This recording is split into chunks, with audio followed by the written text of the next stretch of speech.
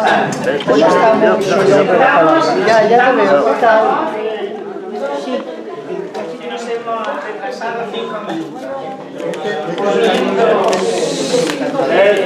Tenemos tiempo suficiente, pero si no lo tuviéramos, pues son 5 minutos menos que nos faltan. Nos sentamos. Vamos a sentarnos. José María, Charo, hola.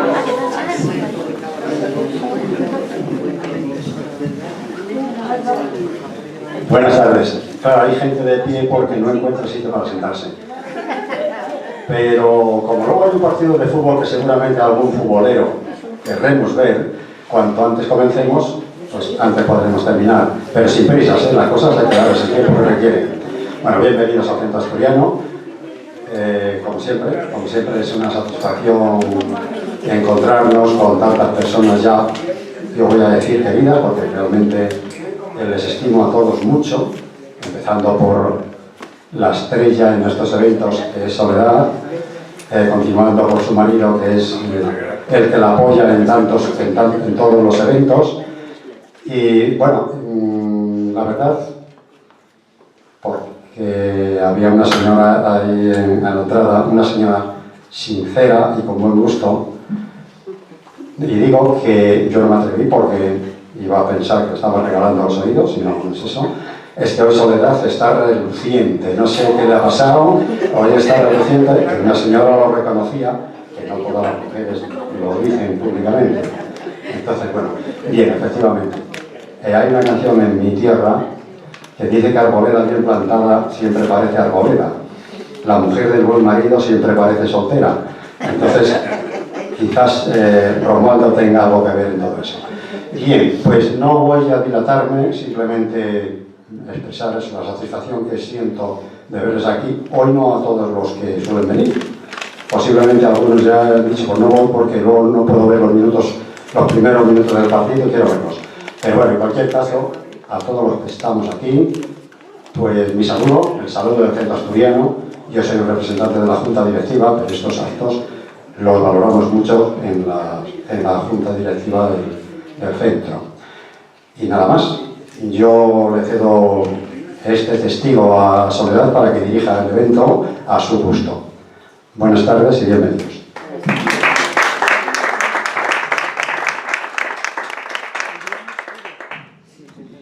Pues, querido Andrés, siempre es un placer escucharte.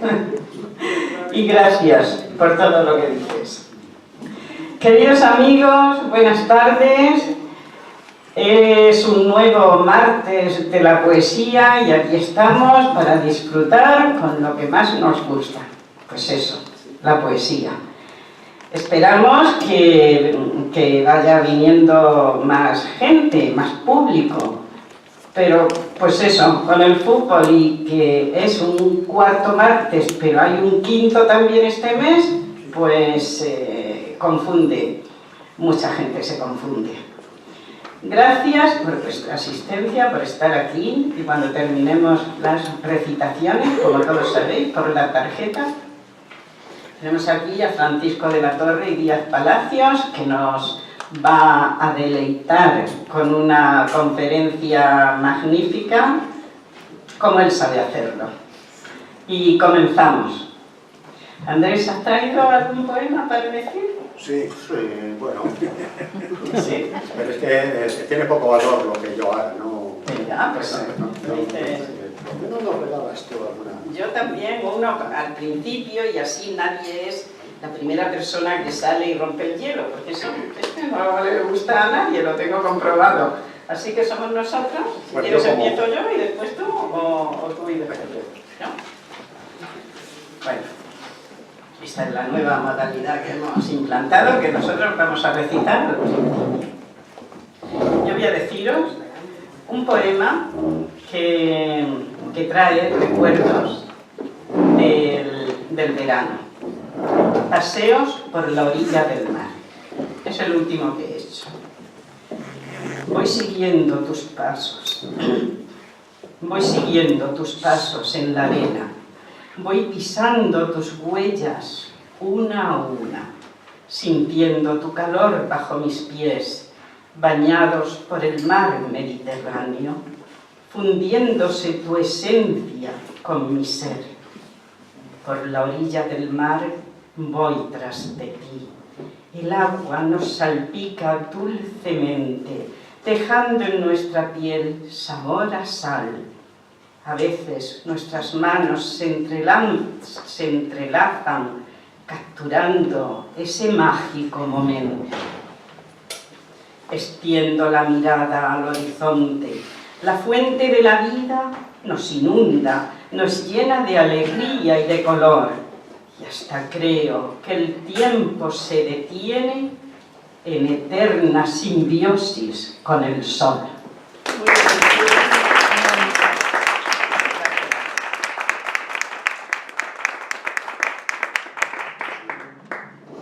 Muchas gracias, Soledad. Sí, es que iba detrás de él, yo iba detrás de él. Debe ser. Bueno, ella no me condiciona porque como está por un nivel tan superior, no la tomo como referencia. La admiro, me deleita con sus poesías, pero yo voy por otro camino. Su nivel es otro. Sí, no, queda. Bueno, yo...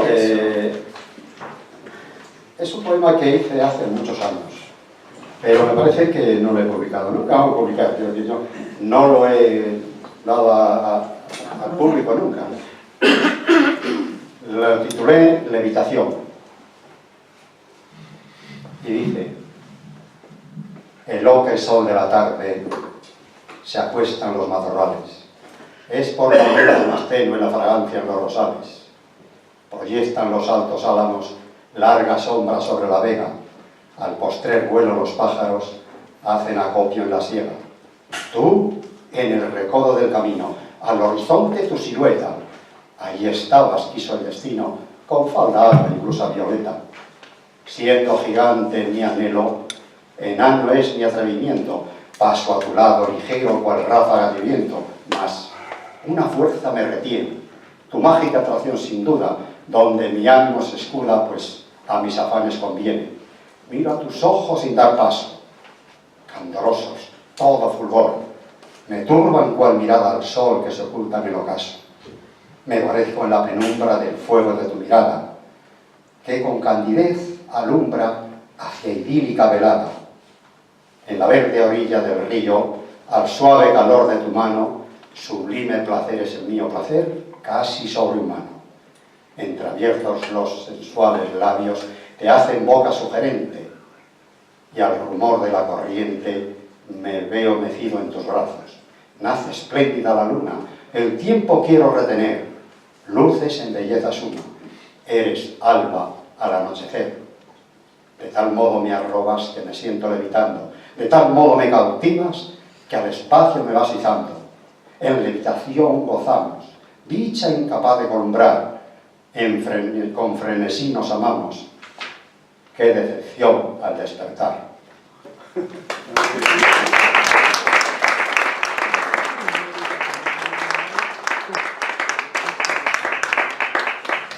Gracias, Andrés. Y vamos a comenzar. ¿Hay un voluntario que quiera salir el primero? No, el tercero. El tercero. Pilar, vamos a escucharte. Tengo que irme pronto. Ah, bueno, pero no tan pronto. Pues nada, Pilar tiene la palabra. Claro, es que tenemos invitados Claro. y vivo lejos. Y hay que cumplir con los invitados. Pues Pero hay que escuchar a los demás también, Pilar. sí, me quedaré un ratito. Alguien del público. Claro. ¿Se me oye bien? Muy bien. En otoño. Las horas se deshojan lentamente y en el cielo no juegan los colores. El mar no se divierte. Los pájaros huyeron a otros lares y el campo somnoliento bosteza. La piel del tiempo opaca y aburrida, busca donde esconderse y se aproxima, mientras la tarde muere en los cristales. El tiempo ya desliza paso a paso su desnudez y aguria, tonta, densa. El invierno se acerca de puntillas y el pensamiento teje soledades. No late en mí la vida, la costumbre es quien piensa y la desgana convierte mi letargo en señor de este cuerpo en el que habito. Esta tarde solo me quedas tú. Pensar en ti levanta mis cenizas. Mira el rescoldo, ¿ves? Tan solo duerme. Sopla, verás, remueve las pavesas y avívalo con piñas que arden presto. Y cuando prenda bien, échale encima, que calienta y apenas se consume. Abrázame, no dejes que mis ojos se amasen con el gris como el otoño. Quisiera renacer todos los días y estrenarme en tus ojos y en tus brazos. No me dejes, amor, ni un solo instante. El invierno vigila y es tu lumbre, la savia que me trepa y mantiene la brasa.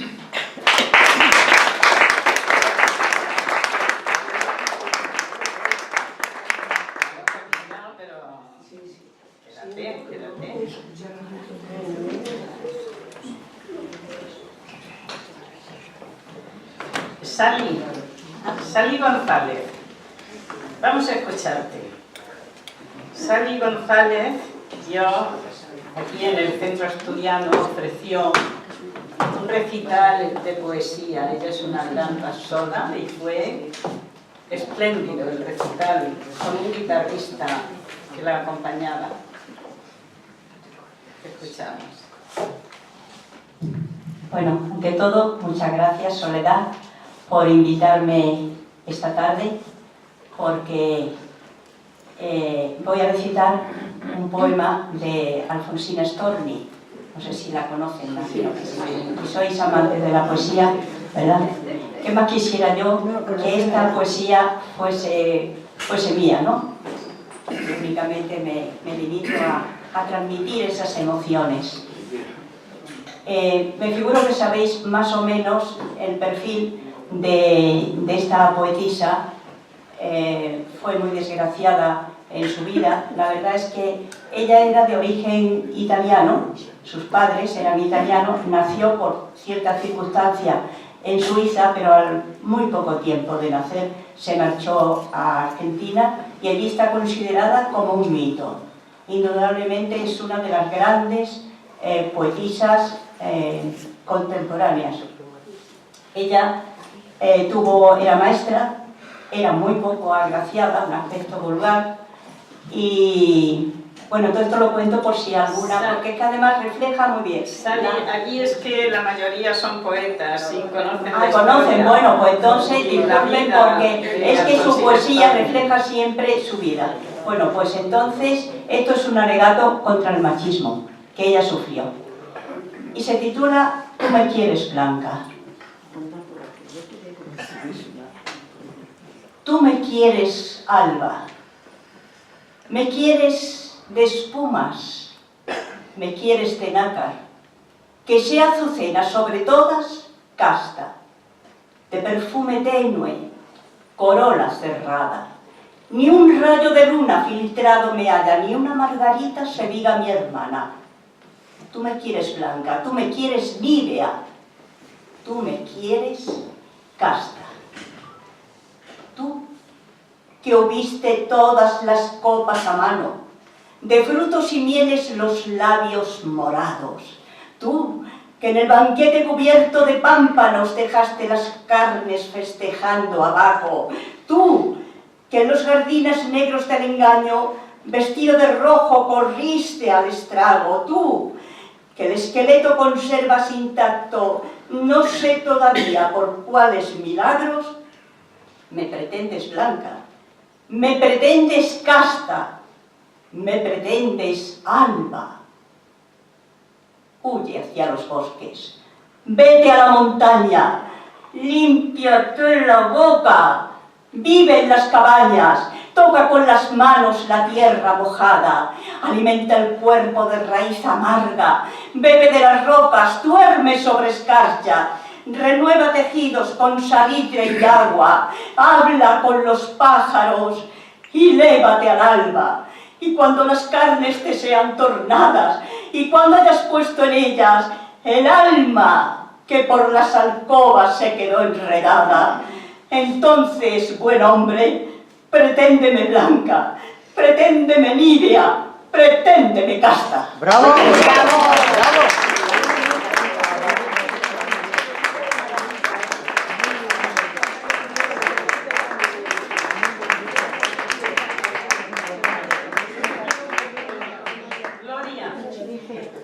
Gloria García. Muy bien, muy bien. Vamos a escuchar. Después Eugenio. Bueno, vamos a ver. Preparada y nunca estoy preparada.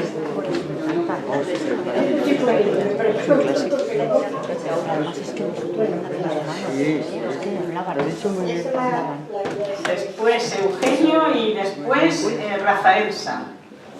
No, antes le toca a Romualdo. Ah. Bueno, pues esta poesía... Bueno, lo dejamos a su elección. Esta poesía, el autor se encuentra en la sala. Es Rafael San, que está leyendo toda esta semana su poesía. Pero es que hoy no tenía nada preparado. Pues mira, aquí lo y tienes. le preguntan si tenía y dice, pues tengo esta cosa. Así se la leo yo ya y termino el ciclo. Luego empezaré con otras personas. Yo no soy poeta, soy muy atrasada, pero todo esto que yo he sacado ahora, bueno, hace ya unos años, por lo menos 15 años, que estamos hablando, pues yo creo que lo tenía dentro. Y yo he sacado tantas cosas dentro de mí, que ahora yo me hago, vamos, mi hijo y mi hija me dicen, ¿tú cómo has podido hacerlo? Pues es que se ve que lo tenía dentro. No esto, solo otras cosas. He hecho muchísimas. Bueno, pues yo por eso me lo hago a mi estilo casi natural. Sierra Segoviana, a mi patria chica. Yo soy el copo de nieve de tu cordillera blanca. Soy partícula de polvo de tus tierras mesetarias. Y soy la flor escondida que nace en la tarde clara, entre un murmullo de amores, sacrificios y esperanzas. El copo de nieve pronto será una sencilla lágrima que hará barro con el polvo que el inquieto viento arrastra. Y de la flor diminuta que floreciera olvidada, solo quedarán semillas de ilusiones y añoranzas. Cuando se cumpla, yo quiero que lo anuncien mis campanas de recones, con voces limpias desde su torre románica, y que este barro formado de arcilla y nieve licuada descanse al fin ya mezclado con la tierra siempre de alba.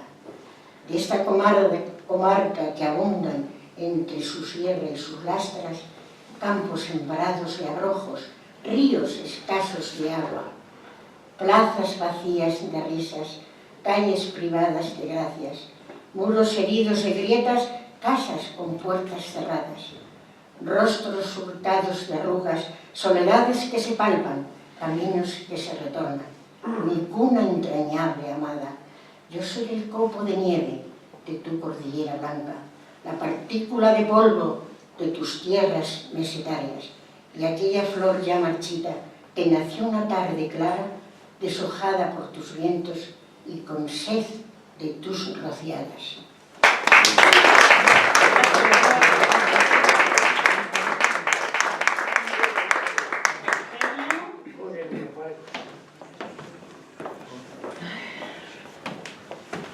Escuchamos. Sí, el teatro van de la mano. Sí. Pero La escena del sofá. ¿Del Tenorio? ¿Tú solo? Bueno, venga, vamos. Es que tengo esta Estamos frustración porque una vez fui a noviembre.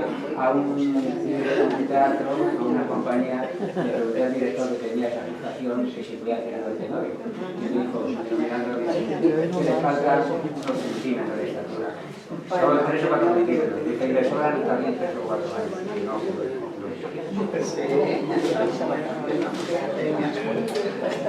bueno, pues bienvenidos a todos. Voy a ver si soy capaz de hacerlo de forma que se pueda escuchar. La escena del sofá. ¿A dónde va, doña Inés? Dejadme salir, don Juan. Que os deje salir. Brígida, señor, sabiendo ya el accidente del fuego, estará impaciente por su hija el comendador. ¿El fuego? Ah, no os dé cuidado por don Gonzalo, que ya dormí tranquilo le hará el mensaje que le he enviado. Le habéis dicho que os halláis bajo mi amparo segura, que el aura del campo pura, libre por fin respiráis. Cálmate pues, vida mía, reposa aquí y un momento olvida de tu convento la triste cárcel sombría. Ah, no es cierto, ángel de amor, que en esta apartada villa más pura la luna brilla y se respira mejor. Este aura que va llena de los sencillos olores de las... Este aura que va llena de los sencillos olores de las perfumadas flores que brota esa villa amena. No es verdad, no es cierto, paloma mía, que se respira mejor. Y esa armonía que el viento recoge entre esos millares de floridos olivares que agita ese manso aliento. Ese dulcísimo acento con que trina el ruiseñor de su copa al morador llamando al cercano día. ¿No es verdad, que hace la mía, que están respirando amor? Y estas palabras que están filtrando insensiblemente tu corazón ya pendiente de los labios de don Juan y cuyas ideas van inflamando en su interior un fuego germinador no encendido todavía. ¿No es verdad, estrella mía, que están respirando amor? Y esas dos líquidas perlas que se desprenden tranquilas de tus radiantes pupilas, convidándome a beberlas, y a darse a no verla de sí mismo del calor. Y ese encendido color que en tu semblante no había. ¿No es verdad, hermosa mía, que están respirando amor? Oh, sí, bellísima Inés, espejo y luz de mis ojos, escuchadme sin enojo, como lo haces, amores. Mira aquí tus plantas, pues, todo el antiguo rigor de este corazón traidor que a rendirse no quería, adorando, vida mía, la esclavitud de tu amor. Callad, por Dios, oh don Juan, que no podré resistir mucho tiempo sin morir, tan nunca sentido afán. Ah, callad por compasión, que oyéndoos me parece que mi cerebro enloquece y se arde mi corazón. Ah, me habéis dado a beber un filtro infernal sin duda, que a rendiros os ayuda, tú de la mujer. Tal vez poseído, don Juan, un invisible amuleto que a vos me atrae en secreto como irresistible imán. Tal vez Satán puso en vos su vista fascinadora, su palabra seductora y el amor que negó a Dios. ¿Y qué de hacer, ay de mí, sino caer en vuestro brazo? Si el corazón en pedazos me estáis robando de aquí. No, don Juan, en poder mío resistirte no está ya. Yo voy a ti como vaso olvido al mar, ese río. Tu presencia me enajena, tus palabras me alucinan, y tus ojos me fascinan, y tu aliento me envenena. Don Juan, yo le imploro de piedad la compasión, o arráncame el corazón, o ámame porque te adoro. Alma mía, esa palabra cambia de nuevo mi ser, al canto que pueda ser hasta que den si me habla. No es Satanás, doña Inés, quien puso este amor en mí, es Dios que quiere por ti ganarme para él quizá. No, el amor que él se atesora en mi corazón mortal no es un amor terrenal como el que surgió hasta ahora. No es esa chispa fugaz que cualquier ráfaga apaga. Es incendio que se traga cuanto ve inmenso volar. Desecha, pues, tu inquietud, bellísima doña Inés, porque me siento a tus pies capaz aún de la virtud. Sí, iré mi orgullo a postrar ante el buen comendador, y habrá de darme tu amor o me tendrá que matar. Don Juan de mi corazón, Inés de mi alma.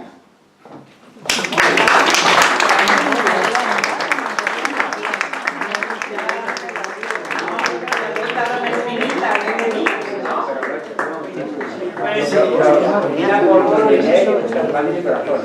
Lo de Inés de mi alma es que se lo olvidó a Don Juan y lo cogió. Pues la próxima vez... A don José Zorrilla, La próxima vez ya lo dirás mejor. Pero Eugenio, yo considero que lo que te dijo ese señor estuvo muy mal. Porque lo que te dijo ese señor, porque un gran actor no depende ni de la estatura ni de la edad. Y conocemos a grandísimos actores bajitos y mayores. Muchas gracias, pero ya sabéis que ha sido una broma, ¿verdad? Rafael Sanz. Buenas tardes.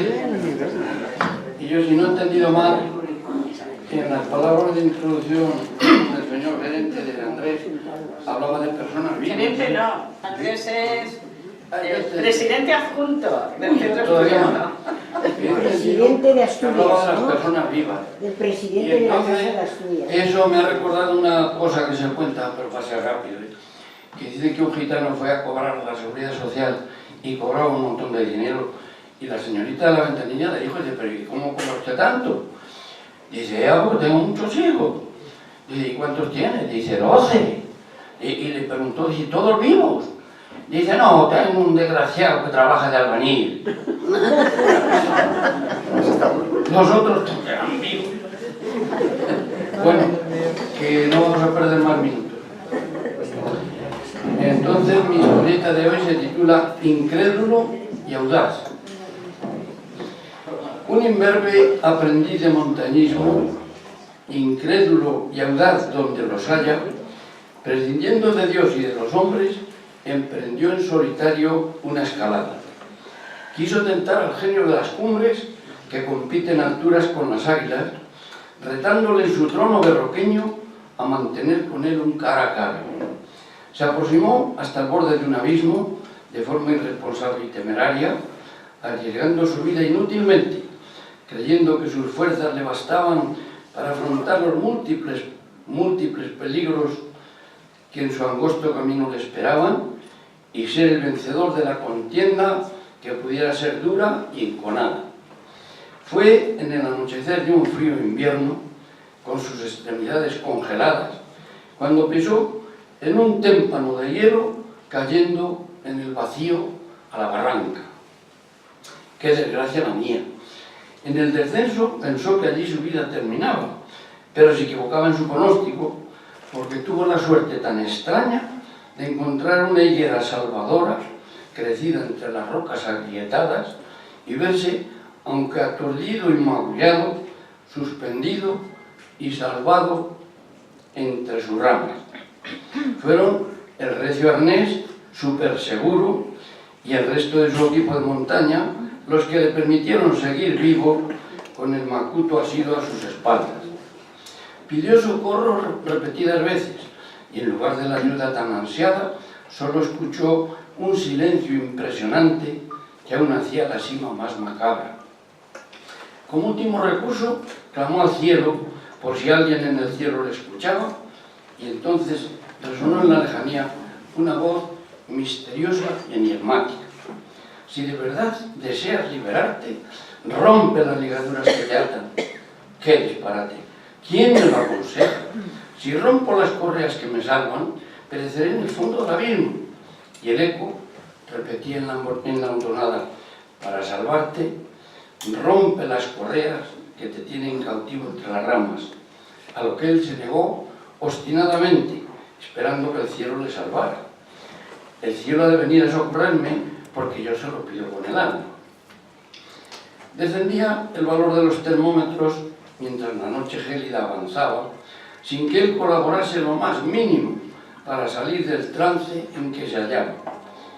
Y un grupo aficionado al senderismo, aún sin salir el sol muy de mañana, lo hallaron suspendido a ras del suelo y muerto a consecuencia de la helada.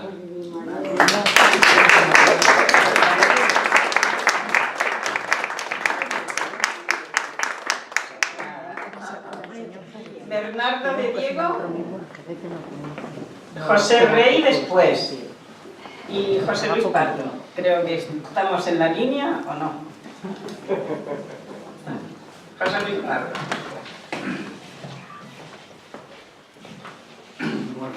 Buenas tardes. De Juan Alcaide, poeta de Valdepeñas. Voy a leer 2 o 3 sonetos. Uno dice así, que es el que encabeza el libro, que es la fotografía del mismo. Entonces se hace como si fuera una autodescripción. Y dice así. Brevemente, las palabras de Becker dice: donde habite el olvido, allí estará mi tumba. Y el soneto dice así: ese soy yo. Frenaos la extrañeza de encontrarse mi imagen tan a mano. Perdonadle al alcaide el gesto humano de exhibir su postrera fortaleza. Los ojos de distancia y de tristeza, la boca en la mitad de su grano, como un humilde casco barrogiano, mi bisoñé de paño en la cabeza. Pájaro carmín por mi solapa, Santiago abierto en cruz, como en un nido, cosiéndome a los astros con su grapa. Lívida luz de ayer, voces sin ruido, y ese terrible adiós que se me escapa desde no sé qué cimas del olvido. El otro dice así, titula Sed, dice así: pienso en mi sed, Señor, mi sed de todo.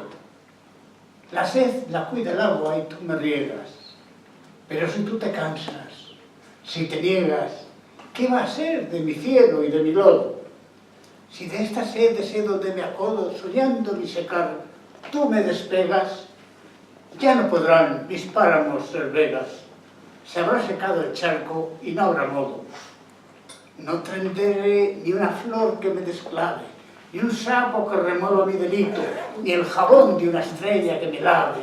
Señor, Señor, tu lluvia necesito, quiero nutrir mi sed, que no se acabe, no quiero verme en bloque de granito.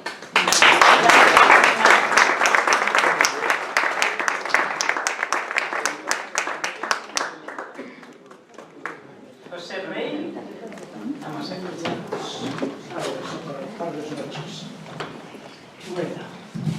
Muy buenas tardes a todos, yo seré muy breve. A cambio de una sonrisa, perla de tan bello gesto, los desprecios se fulminan y se olvidan improperios. Solamente una sonrisa dedicada con acierto es cual paloma que lleva mensajes de cumplimiento. Una deuda que se salda con nobleza y sin complejos, solo la mirada amable y sonrisa desde dentro. Son los limpios procederes que se aceptan con anhelo y compensan si las hubo fealdades de desprecios. Sí, una sonrisa sincera, flor que dona el jardinero y se diluyen intrigas que devoran sentimientos. Una palabra educada es tesoro reluciendo y una sonrisa en los labios el fin de los desencuentros. Y tú posees las armas que deciden cómo hacerlo, acaso espada que brille o las notas del salterio. Muchas gracias.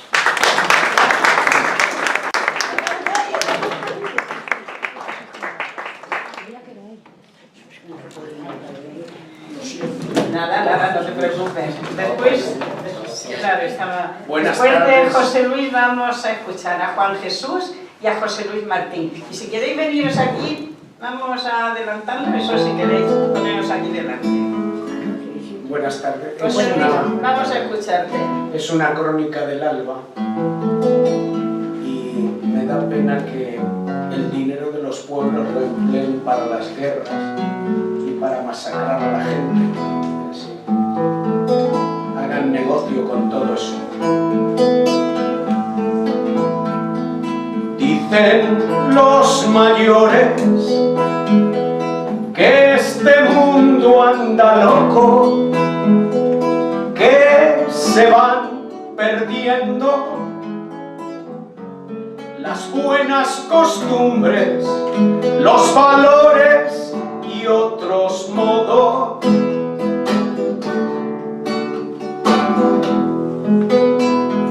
Dicen que los jóvenes, más preparados que nunca, dejan su tierra, se van por lo que no encuentran ese futuro que buscan.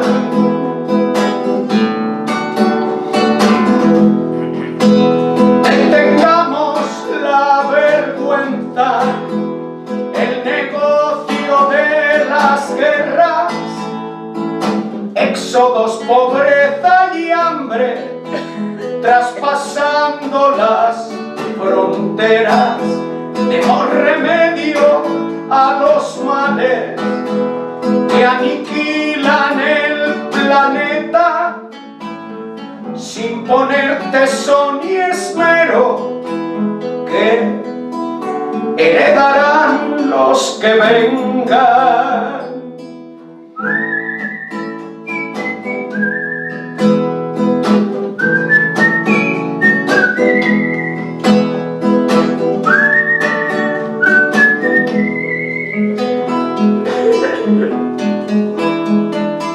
No tengamos miedo a la verdad, aunque a veces nos complique la vida. La sinrazón y el abuso se esconden tras la mentira. Detengamos la vergüenza, el negocio de las guerras, éxodos, pobreza y hambre, traspasando las fronteras. Demos remedio a los males que aniquilan el planeta, sin poner tesón y espero, que heredarán los que vengan.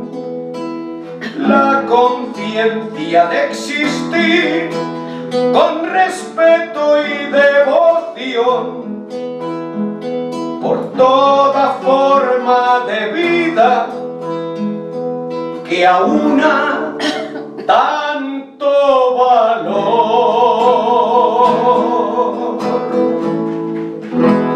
Muchas gracias.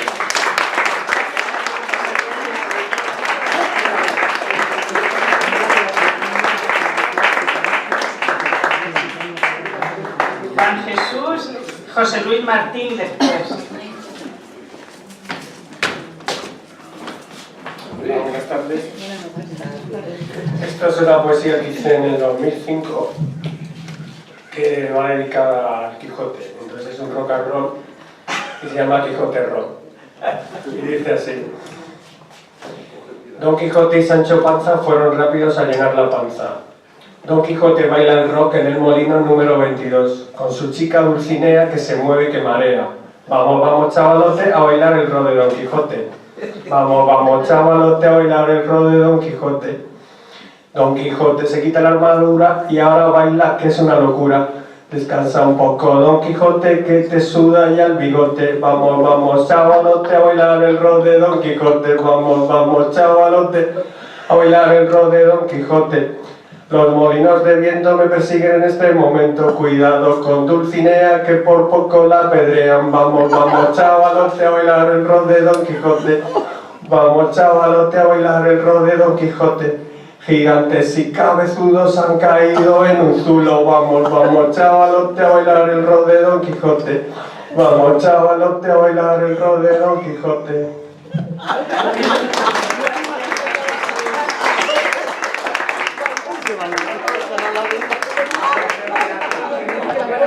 Después de José Luis Martín, Charo Wagner. Charo Wagner después. Si te quieres venir y sentarte aquí, ¿sí? José Luis. Buenas tardes. Un día puse el misterio fundamental del cristianismo en unos malos versos que titulé Redención, y son estos. Enorme ofensa ocasionó el origen. El pequeño hombre se enfrentó al Eterno. Su falta de obediencia condenó al Averno a todo humano a quien las leyes rigen. Un solo árbol a tu apetito está vedado. Puedes comer de todo el paraíso. El de la ciencia del mal y el bien, te aviso, te anegará hasta el fondo en el pecado. El castigo a tal reto, la muerte universal, no solo la del cuerpo, que yo inmortal te di, también muere tu alma, la que yo te infundí con dolorosa pérdida del mundo espiritual. Y el hombre del prohibido árbol comió, cediendo débil a la de Satán su urgencia. No consiguió el poder ni prometida ciencia. En cambio, privilegios que tenía, perdió. Conmovidos, mirando el estado lastimoso que al humano por siempre de su Dios apartaba, el Hijo con el Padre diálogo entablaba, buscando inteligentes remedio generoso. Yo me ofrezco a salvarlos mediante expiación, pero esencia divina yo no lo represento. Todos los hombres juntos carecen de argumento para dar a la injuria digna reparación. El poderoso y claro entendimiento divino halló al arduo problema cumplida solución. Naturaleza humana tomaré en asunción sin dejar de ser Dios en el nuevo camino. Un hombre, pues, sin pecar de mujer engendrado, representando al hombre que a Dios había ofendido, expiaba la culpa porque estaba investido del divino valor que el Hijo le había dado. Hondo misterio, visto y torpemente expuesto, la redención del hombre en abismo caído, mas por Cristo salvado, por Cristo redimido y al regazo divino felizmente devuelto.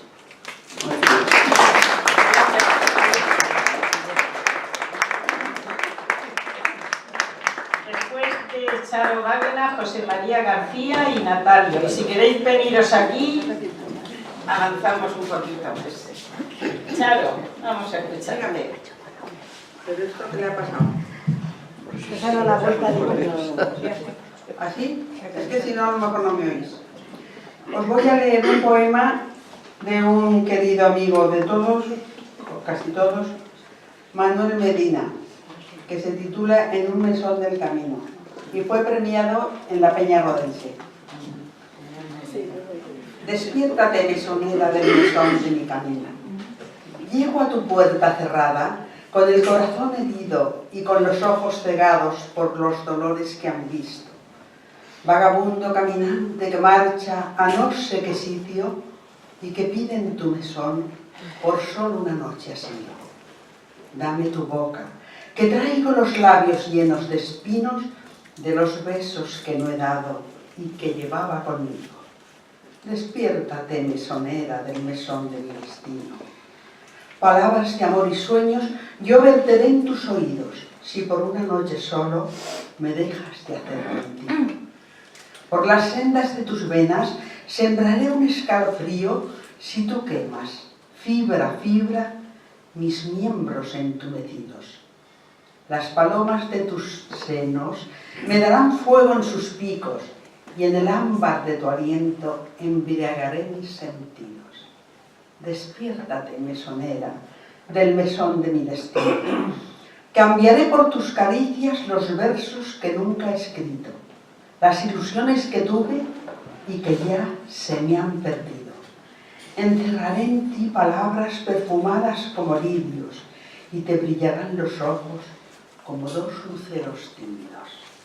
Despiértate, mesonera, del mesón de mi camino.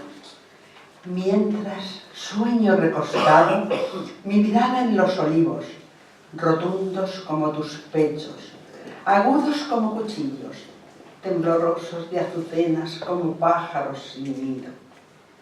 El aire se estremecía con los besos y suspiros de la hermosa mesonera del mesón de mi camino.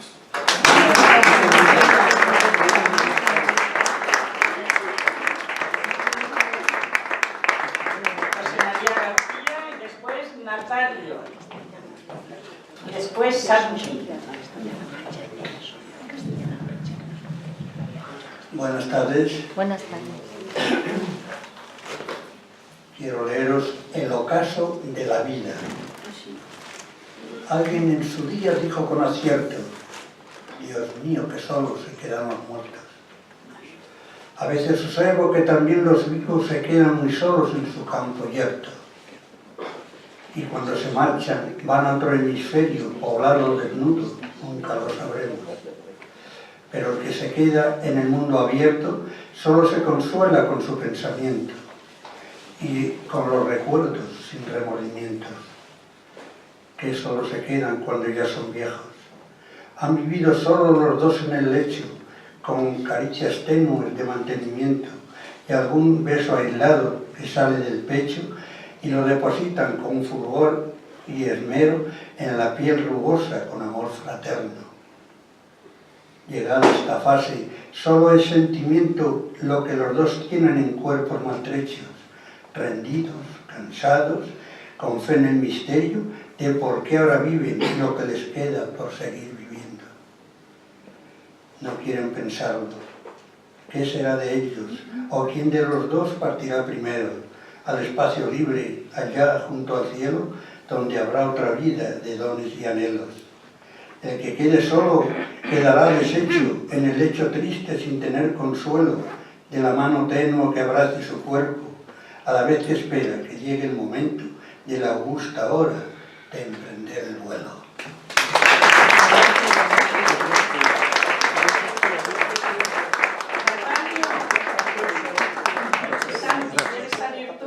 Natalio, a ver, con el Natalio. Ay, que se parece mucho a Natalio. El señor que hay detrás.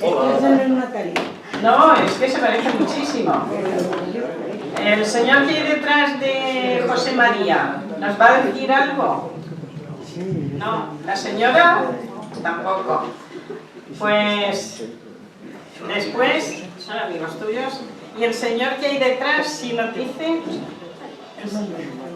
El señor que hay detrás, al final, nos va a decir algo, ¿no? Bien, pues vamos a escuchar a Santi de Vicente. Muchísimas gracias, Soledad. Es para mí una gran satisfacción y honor porque en este mismo escenario asistí durante varios años a los ensayos y a las audiciones de la rural, estudiando. Mi hija Ana, hoy ya con 37 años, desde los 19, pues estuvo participando. Y entonces este recinto lo conozco, pero la verdad es que para mí es un gran placer poder declamar para vosotros. Voy a hacer dos, una del año 2006 y que realmente pues es un poco mi estandarte de presentación. Corresponde a un libro en ciernes que se llama Anales. La perra gorda. Era domingo, todos íbamos con la perra gorda en el bolsillo. Después de comer, de paseo, a gastar la paga. A veces daba para 2 sacis y unas amajuelas con canuto. En invierno para 2 castañas en cucurucho. Otras para la pelota con goma que cuando tensa silbaba. También alguna vez la castañera de la esquina tenía la piel forrada de fósforo, que al rodarla las chispas todo lo iluminaban y siendo de noche impresionaba. al igual que las tiras de uñas de fósforo, que además de las chispas servían para pintarnos marcas en la cara, como los indios, y en la oscuridad resplandecían y asustaban. Era domingo. Todos íbamos con la perra gorda en el bolsillo. Solo daba para 2 sobres de cromos de las razas, o uno y otro de carrete de películas de cine, que entraban 4, y que dejando un huequecito con el puño cerrado enfocando contra la lámpara, te hacía soñar con la reina del Caribe, si era de piratas. Las manzanas acarameladas allí estaban, eran dulces y ácidas al mismo tiempo. Esto lo sabíamos porque nos lo habían dicho en casa. Además, 2 perras gordas costaban.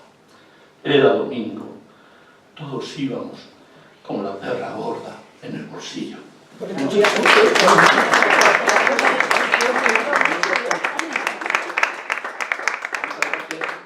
como consecuencia de todo lo que nos traen los telediarios, de los problemas de migración, etc. ¿Es cortito, Vicente? Correcto. Un zapato. A la orilla del Mediterráneo, una ola trajo ante mí a la playa de niño un zapato. Y me dio por pensar si sería sirio o africano, si al niño aquel se le caería jugando, o si con su nado a lo perrillo no fue suficiente para llegar a salvarse al barco. No podía dejar de mirarlo.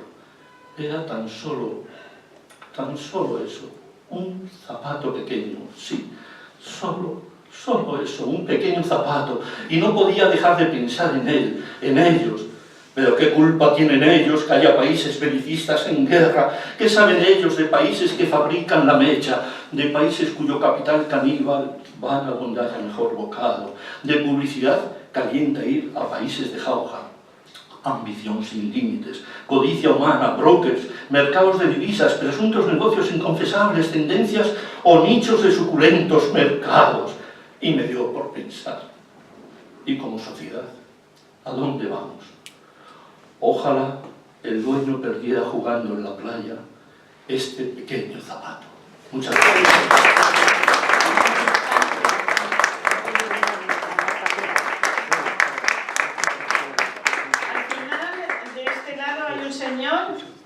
El último, ¿va a salir a decirnos algo? Sí. No. ¿Y las 2 señoras que hay delante? No. Pues creo que hemos llegado a Celucci. Vamos a escucharte. Después creo que Isidro, estás en la misma línea, ¿no? Isidro, después, si quieres venirte, Isidro, avanzamos un poquito el paseo. No. Es que así pues vamos a avanzar un poquito más. Bueno, buenas tardes a todos. Yo voy a decir un fragmento de Federico García Lorca, que le dieron un premio los otros días a Nuria Espez, por su trayectoria, una mujer muy buena en el teatro. Y bueno, yo también dijo una de Shakespeare, esa no la sé, pero esta sí. Es un fragmento de doña Rosita la soltera. Me he acostumbrado a vivir muchos años fuera de mí, pensando en cosas que estaban muy lejos. Y ahora que estas cosas ya no existen, sigo dando vueltas y más vueltas por un sitio frío, buscando una salida que no he de encontrar nunca. Yo lo sabía todo. Sabía que se había casado. Ya se encargó un alma caritativa de decírmelo. Y he estado recibiendo sus cartas con una ilusión llena de sollozos que aún a mí misma me asombraba. Si la gente no hubiera hablado, si vosotras no lo hubierais sabido, si no lo hubiera sabido nadie más que yo, sus cartas y su mentira hubieran alimentado mi ilusión como el primer año de su ausencia. Pero lo sabían todos. y yo me encontraba señalada por un dedo que hacía ridícula mi modestia de prometida. Y daba un aire grotesco a mi abanico de soltera. Cada año que pasaba era como una prenda íntima que arrancaran de mi cuerpo. Hoy se casa una amiga, otra y otra. Y mañana tiene un hijo y crece y viene a enseñarme sus notas de examen. Hacen casas nuevas y canciones nuevas y yo igual. En el mismo lugar, cortando el mismo clavel, viendo las mismas nubes. Y un día bajo al paseo y me doy cuenta de que no conozco a nadie. Muchachas y muchachos me dejan atrás, porque me canso. Y uno dice, ahí va la solterona. Y otro, hermoso, con la cabeza rizada, comenta, a esa ya no hay quien le clave un diente. Y yo lo oigo, y no puedo gritar, sino vamos adelante con la boca llena de veneno y con unas ganas enormes de huir, de quitarme los zapatos y descansar y no moverme más nunca de mi rincón.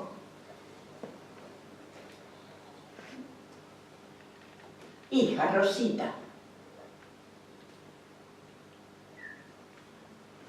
ya soy vieja.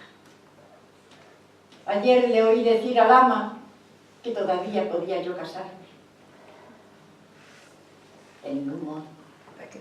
No lo pienses. Ya perdí la esperanza de hacerlo con quien quise con toda mi sangre, con quien quiero. Pero todo está acabado. Y sin embargo, con toda la ilusión del mundo me acuesto y me levanto con el más terrible de los pensamientos, que es el pensamiento de tener la esperanza muerta. Quiero ir, quiero no ver, quiero quedarme serena, vacía. ¿Es que no tiene derecho una pobre mujer a respirar con libertad? Y sin embargo la esperanza me persigue, me ronda, me muerde, como un lobo moribundo que apretase sus dientes por última vez. ¡Bravo!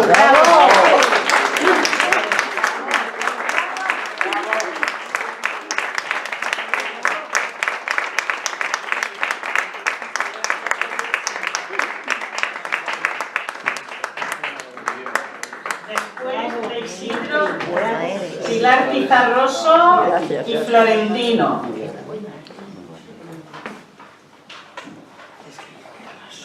Buenas tardes, amigos. Buenas tardes, Isidro. Hace más o menos unos 4 años, por culpa de un mal amor, perdí casi 15 kilos. Y hace cosa de 2, por culpa de uno bueno, he ganado más de 20. La verdad es que yo no sabía que esto del amor tuviera tanto que ver con el peso. Pero es así, es así. El caso que me dice un amigo, nada, tú no te preocupes. Tú te vas todos los días a andar un poco y ya está. Pero yo andaba y esto iba más. Nada, no había manera. No había manera. Bueno, pues esto es lo que he sacado del tema. Dice, sonetos imposibles. Intentando sonetos imposibles, como este que ahora empiezo y que persigo, a veces a escribirlos yo me obligo, y suelen ser en todo irrepetibles.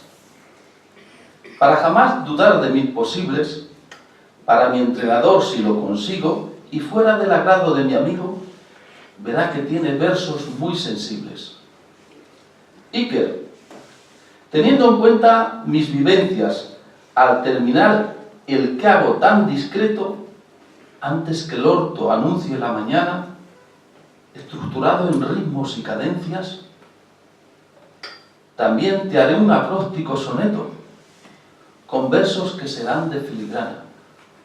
Y este es el acróstico que me ha salido. Ignorando que el tiempo no es mi aliado, kilómetros con Iker iba a hacer. Esperaba entrenar y un día ver reflejos del vigor de mi pasado. Difícil es la empresa y el trazado, o al menos para mí podría ser. Muchos kilos tenía que perder, insistiendo en mi andar lento y forzado. No puedes tanto andar, me dijo el viejo. ¿Cómo? Ganar más peso no es opción. Estoy hipnotizado ante el espejo zafándome con este barrigón. Haciendo mala cuenta a mi disgusto, un día, qué mal gusto. Reunido, halló fatal mi solución. Tienes, me dijo, en vez de caminar, ante una mesa siempre la ocasión de dejar de tragar y de tragar, o vas a dar, Isidro, un reventón.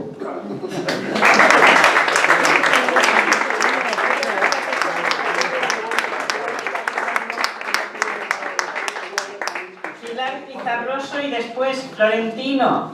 Si quieres venirte hacia acá, ganamos un poquito de tiempo y te sientas aquí. Que te vea yo aquí delante más cerquita. ¿Cómo que no? Vente aquí.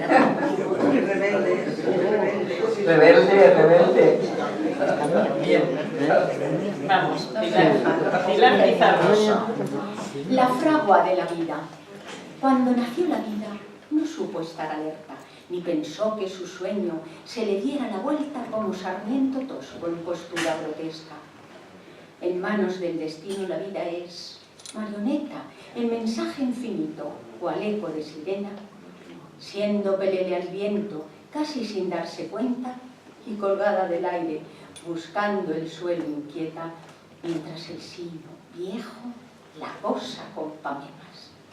Él, con brazos abiertos y frías manos, vela con los dedos al hilo que mueve con cautela, en giramiento loco, ni un gesto al cielo, y al trastocar su risa por una triste mueca, y haciéndose en su boca y en sus ojos la pena, en la fragua del orbe tiene a la marioneta suspendida en las horas, arrasando su lengua.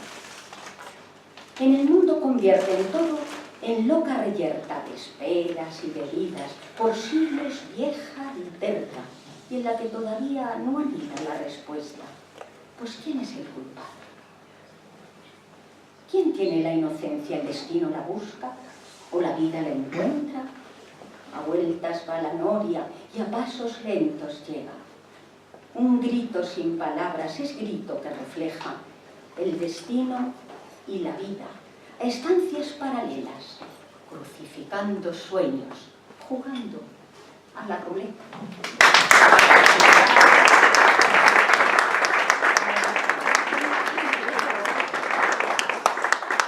María Jesús Salinas, después. ¿Eh? ¿Que no? Que cedo el tiempo. ¿Por qué? Tenemos tiempo. Queremos oírte. Ya. Buenas tardes, noches a todos. Buenas. Se trata de olvidar. Se trata de olvidar, pero no olvido. Como no olvida el candelabro del alma.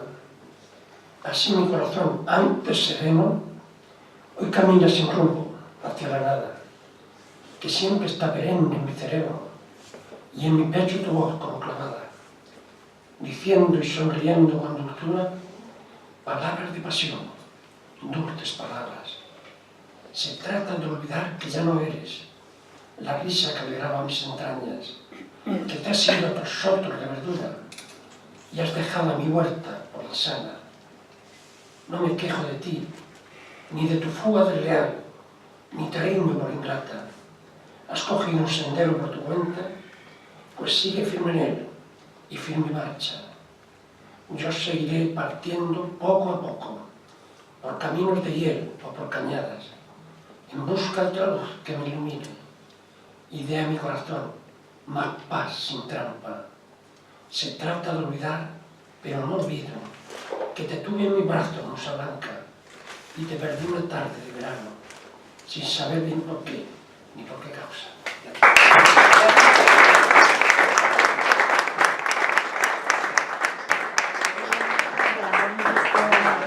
María Jesús Salinas. Buenas tardes.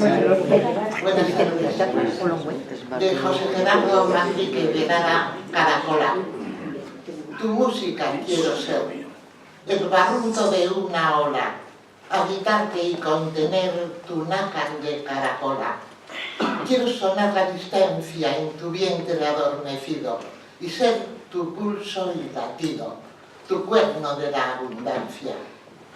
Caracola quiero ser en tu solitaria playa, ir donde tu pena vaya y con tu cuerpo yacer.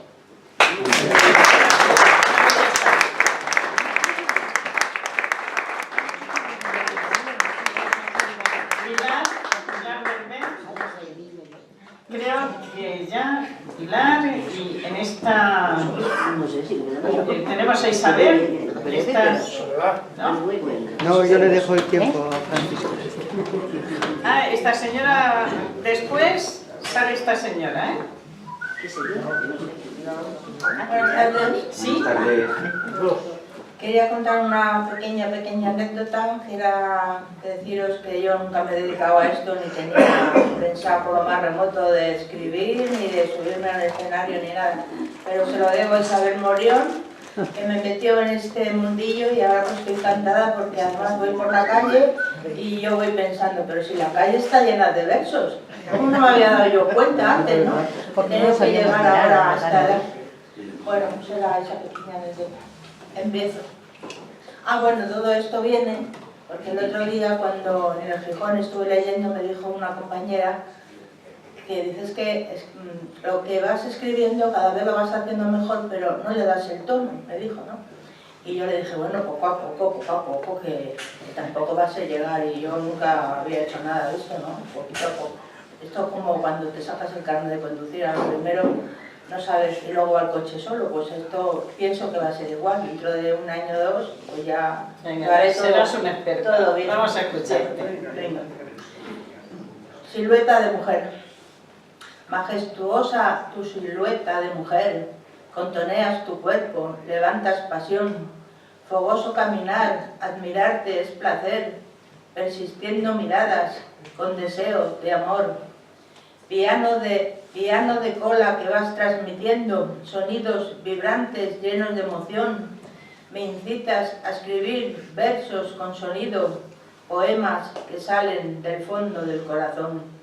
Mi cuerpo desnudo, mi alma se siente, cuerpo de guitarra, cuerda de violín, con notas al viento, quebradas al aire, minutos de gloria, de música y jazmín. Une tu cuerpo al lado del mío, oiremos las notas salir del corazón, abrazados y unidos susurrando al oído, bailaremos al son de la danza del amor.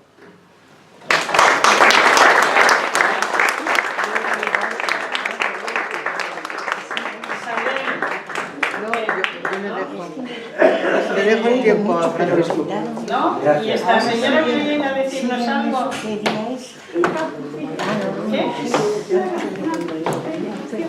¿Qué? Una canción, muy bien. Buenas tardes a todos. Me dice mi nombre. Vamos a escucharte. Vamos. Voy a decir, esto no es mío, voy a decir una de Rafael de León que me gusta. Y bueno, venga, vamos. Se titula La voz de la sangre. Fue hacia la tercera luna cuando lo sintió en los centros. Estaba sobre la hierba, tumbada, de cara al cielo, viendo la tarde morirse sobre sus ojos abiertos, cuando notó en la cintura como un pájaro pequeño que aleteó por lo oscuro de su vientre unos momentos y luego vino a pararse sobre su talle, en silencio. Fue hacia la tercera luna cuando lo sintió en los centros. Un ay de gozo y asombro y otro de duda y recelo salieron de su garganta. Las palomas de su pecho se erizaron de blancura y un temblor de alumbramiento sacudió de sur a norte todo el mapa de su cuerpo e hizo crujir entre sombras las ramas de su esqueleto. En un brinco de gacela se ha levantado del suelo y ha echado a andar lentamente por la vereda de cedros. Parece tallada en tierra la cara de Sacramento. Iré a ver a la Jacinta, lo mismo que otras lo hicieron. Ella conoce las plantas y sabrá darme el remedio. ¿No te da pena matarme antes de nacer? ¡Qué miedo! Le dio al escuchar la voz que le salía al encuentro, envuelta en hilos de sangre, cortando su propio aliento. ¿Quién eres, que así me hablas? Ahora nadie. Casi un sueño. Mañana, si tú me dejas, un hombre de cuerpo entero. ¿Y qué voy a hacer, mi niño? Parirme como un almendro en la mitad de la cama, con las entrañas ardiendo. Pero ¿y mi honra? Tu honra. La limpiaré con mis besos. Las madres, después del parto, quedan igual que un espejo. Pero me faltan 6 meses, 6 plenilunios completos frente a los ojos que miran y las bocas de veneno. ¿Y a ti qué te importa, nadie? Ponte delante del pueblo y escúpele la belleza de llevar un hijo dentro. Temo a las lenguas cobardes y en cambio, ¿no te da miedo ir a buscar una planta de sombra, flor de silencio, para derramar mi vida por el primer sumidero y que no quede del hijo ni una fecha, ni un recuerdo? Calla, no puedo callarme. Una perra no haría eso. Me lamería los ojos hasta que los fuera abriendo. Pondría mi piel suave, lo mismo que el terciopelo, y ya, sin saliva, con los dientes en acecho, se tumbaría a mi lado, hecha un río dulce y tierno, para que yo la dejara hasta sin cal en los huesos. Por Dios, por él yo te pido que no me dejes sin cielo. Corta sábanas de Holanda, borda pañales de céfiro, aprende nanas azules y planta naranjos nuevos. Cuando me hayas parido como un torito pequeño, abre puertas y ventanas que me contemplen durmiendo, lo mismo que un patriarca en el valle de tus pechos. La voz se apagó en la sangre. La cara de Sacramento parece como de barro, de oscura que se le ha puesto. Y con sus manos impulsos se toca el vientre moreno. ¡Ay, qué monte de alegría! ¡Qué rosal al descubierto! ¡Qué luna bajo la falda! ¡Qué lirio de tallo inquieto! Yo te juro, amor, mi niño, por mis vivos y mis muertos, que te he de parir un día, sonámbula de contento, aunque me escupan a una, todas las lenguas del pueblo.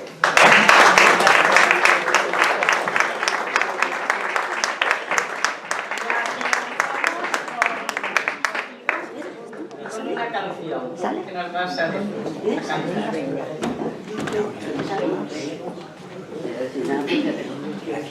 Buenas noches.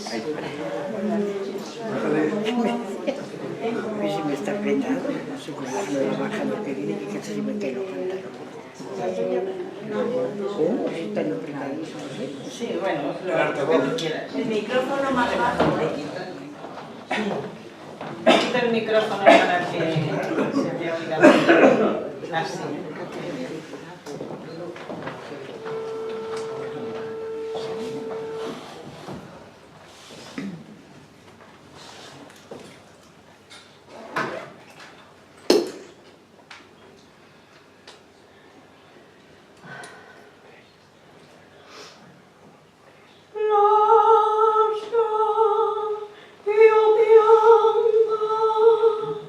Mia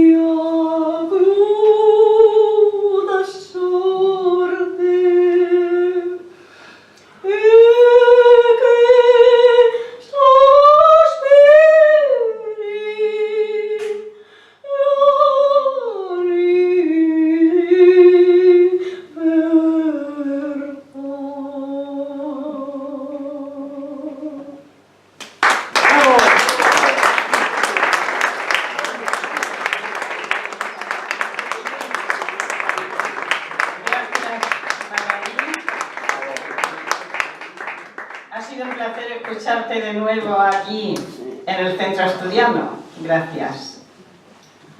Vamos a pasar a la presentación de Francisco de la Torre y Díaz Palacios. Licenciado en Derecho por la Universidad Complutense de Madrid, 1957. Gestor administrativo con certificación del Consejo General de Colegios Oficiales de España. Graduado social. Diplomado en Estudios Superiores Sociales y Sindicales. Agente de seguros por el Ministerio de Economía y Hacienda. Administrador de fincas y algunas asignaturas aprobadas en la Facultad de Filosofía y Letras de la UNED. Oficial de Infantería. Ha publicado 18 libros, unos de carácter jurídico y otros en colaboración con profesionales del derecho. Uno de Historia Universal y de España, siendo autor de la parte española. 5 poemarios y uno de relatos breves. En preparación, un libro de literatura epistolar y otro de poemas. Ha estrenado 2 comedias breves. En Maracaibo, Venezuela, y en Café Teatro en Madrid. Autor de varias comedias breves. Autor de la letra del himno de la Casa de Castilla-La Mancha en Madrid y de Salve a la Virgen. Ha sido vicepresidente de dicha casa regional. Es profesor honoris causa, miembro del capítulo de Caballeros y Damas de la Reina Isabel la Católica y de la Imperial y Coronada Villa de Madrigal de las Santas Torres, asumiendo la condición de vicedirector de la Academia de Hispanidad. Ejerció como profesor de Humanidades en el desaparecido Colegio Liceo Madrid, asumiendo la subdirección, así como directivo de asociaciones familiares. Redactó una ponencia compartida sobre relaciones de España en Iberoamérica en la University Villanova, Estados Unidos, dentro del Congreso Brexit II, y de una segunda ponencia exclusivamente suya sobre la poesía en el Quijote, en otro congreso. Aportó una ponencia en un congreso asturiano promovido por la Cruz Roja sobre la inmigración de compatriotas. Y así podríamos seguir hasta 4 folios que resumen el currículum de Francisco de la Torre, a quien damos un fuerte aplauso en el Centro Asturiano.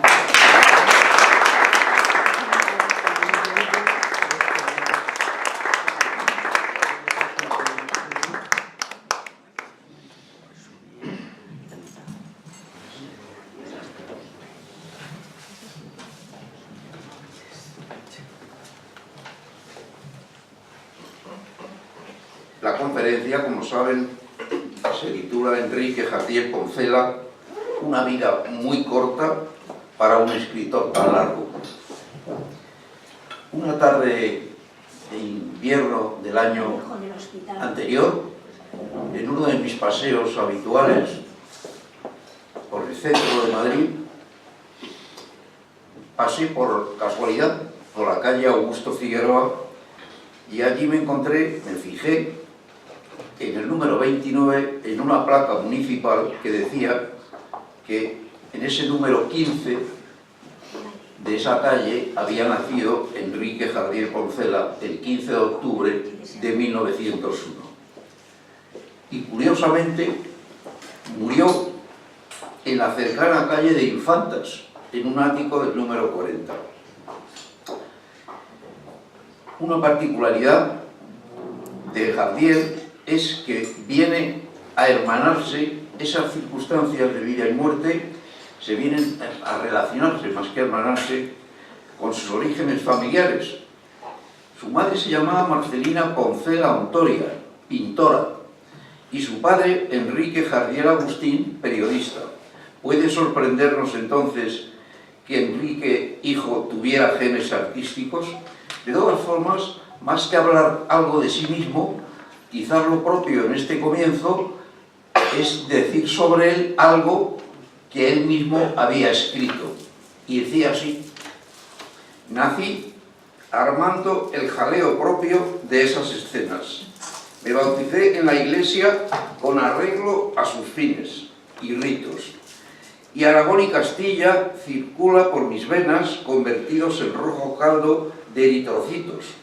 ¿Cuál de las dos regiones pesa en mi corazón? Es difícil hallar la clave del misterio. Tal vez pesa Castilla cuando me pongo serio y cuando estoy alegre, tal vez pesa Aragón. A semejanza de otras diversas criaturas, me eduqué en el temor del Dios de las alturas, pero perdí el temor o la fe, que es lo mismo, cuando en años después practiqué el alpinismo.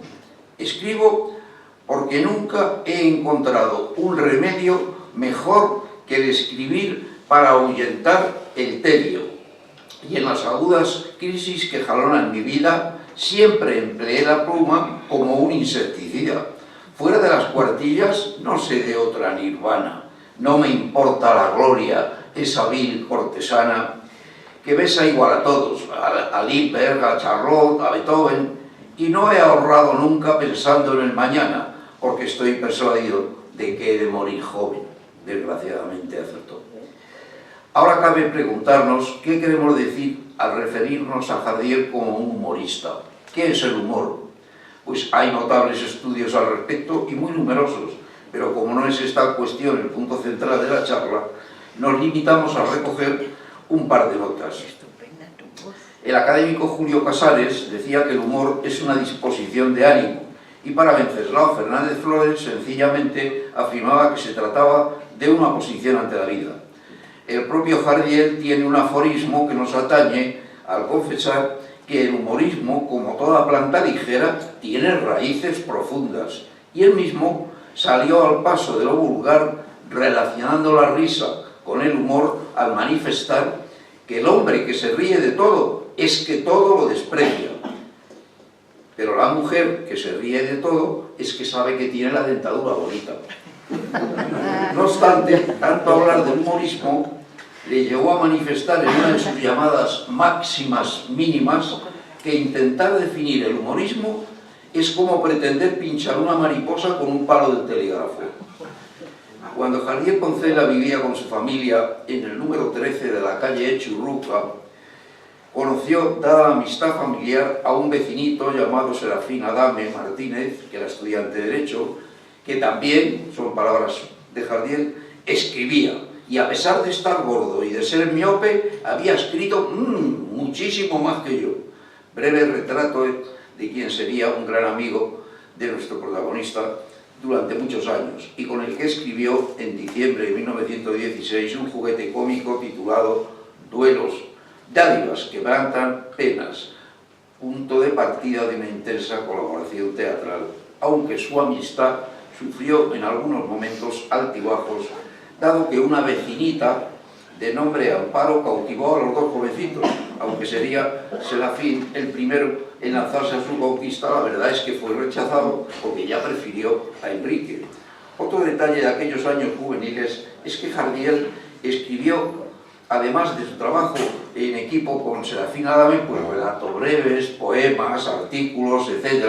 Y en algún verano inició su asistencia con algunos amigos, por ejemplo César González Ruano, al Café La Española, sito en una esquina de la calle de la Goleta Bilbao o la calle de Carranza. Precisamente en esa calle nació un servidor hace 80 y algunos años.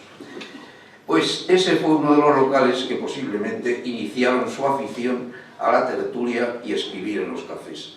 En 1917 muere su madre en un pueblecito zaragozano llamado Quinto, del que era natural su padre, sufriendo el hijo una impresión que le afectó de por vida, recordando él, son palabras suyas, la sombra azulada de mi madre se extendió sobre mi infancia, inculcándome el buen gusto, la delicadeza y la melancolía.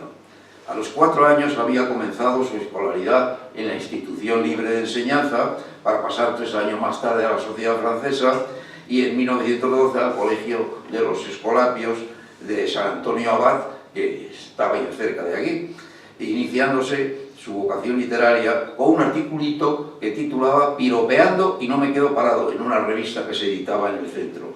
Continuó después sus estudios en el Instituto San Isidro y pasó a la Facultad de Filosofía y Letras. La verdad es que es una titulación que no llegó a alcanzar.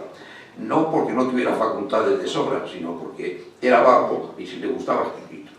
Con apenas 20 años hizo cosillas en periódicos de la época y muy pronto comenzó como redactor en uno de entonces que se llamaba La Acción.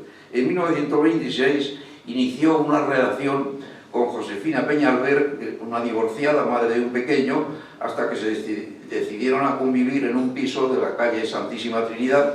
Por entonces ya se trataba intensamente con Serafina Adame y con José López Rubio, un excelente dramaturgo, y también con Ramón Gómez de la Serna, a quien le tuvo por maestro y amigo, confesando, son palabras de Jardiel, sin Ramón muchos de nosotros no seríamos nada. Ramón le dio una voltereta a la literatura española y creó una nueva escuela. En 1928 contactó con el editor José Ruiz Castillo y enseguida con el empresario teatral Tirso Escudero, nombres todos que habrían de intervenir en su evolución profesional. Otro gran amigo suyo fue el escritor, también empresario de teatro, Gregorio Martínez Sierra, pero a todos ellos aludiremos un poco más adelante y adelantamos el concepto que a él le merecía la amistad. Dejó escrito: tengo tan personal idea de su necesidad, o sea, de la amistad, imprescindible, que con frecuencia me he rebajado yo para elevar al rango de amigo a tipos indeseables y llego a tomar cariño a seres que me consta que no me estiman. Es fácil advertir que en el hacer profesional de Jardiel pues hay un camino periodístico, pasando después a la novela, para culminar en la escena, lo que no cabe interpretar como etapas dominadas por la exclusividad, porque en su labor profesional en cada una viene marcada por una prioridad, pero en modo alguno sin excluir facetas de otras. Posiblemente por las relaciones paternas, ya hemos dicho que era periodista, el padre asumió en Unión Radio Madrid la realización de unas charlas que titulaba Comentarios quinquenales para gentes informales, planteándose pronto un giro que le llevó a colaborar en la famosa revista humorística de entonces llamada Gutiérrez, bajo el seudónimo de Conde Enrico di Borsalino, fortaleciendo su decisión de centrarse en el humor y su repudio de todo lo escrito hasta entonces, afirmación que en parte desvirtuaría en el futuro. En 1922 se presentó a un concurso de novela del Círculo de Bellas Artes, con una novelita titulada El plano austral, que no fue premiada, pero sí fue publicada con una nota de recomendación, considerándola el autor como la primera de sus 5 grandes novelas. En 1929 apareció una titulada Amor se escribe sin H, apuntando una característica sostenida en el conjunto de su obra narrativa. Toda ella figura como texto de humor, pero bajo este disfrazado de exageraciones late asimismo el pesimismo y a veces la aflicción. Jardiel confesaba en esa novela, en el prólogo: voy a decir verdades, y la verdad solo está separada del cinismo por un tabique de casa moderna. Tras la lectura de dicha narración, tal vez el autor quiso convencer al lector que si tiene recursos económicos, el amor no importa. En la siguiente novela, titulada Espérame en Siberia, vida mía, aparecida en 1930, se advierte un profundo pesimismo al vestirse su final de tragedia que se superaba con una solución materialista. Un año después, otra novela titulada Pero ¿hubo alguna vez 11.000 vírgenes? El suicidio del protagonista confirma la amargura que apuntábamos hace un momento y llegamos a otro gran relato titulado La Tournée de Dios, publicada en el 32, que podría llevarnos a considerar la religiosidad del autor, aunque no es nuestro objetivo.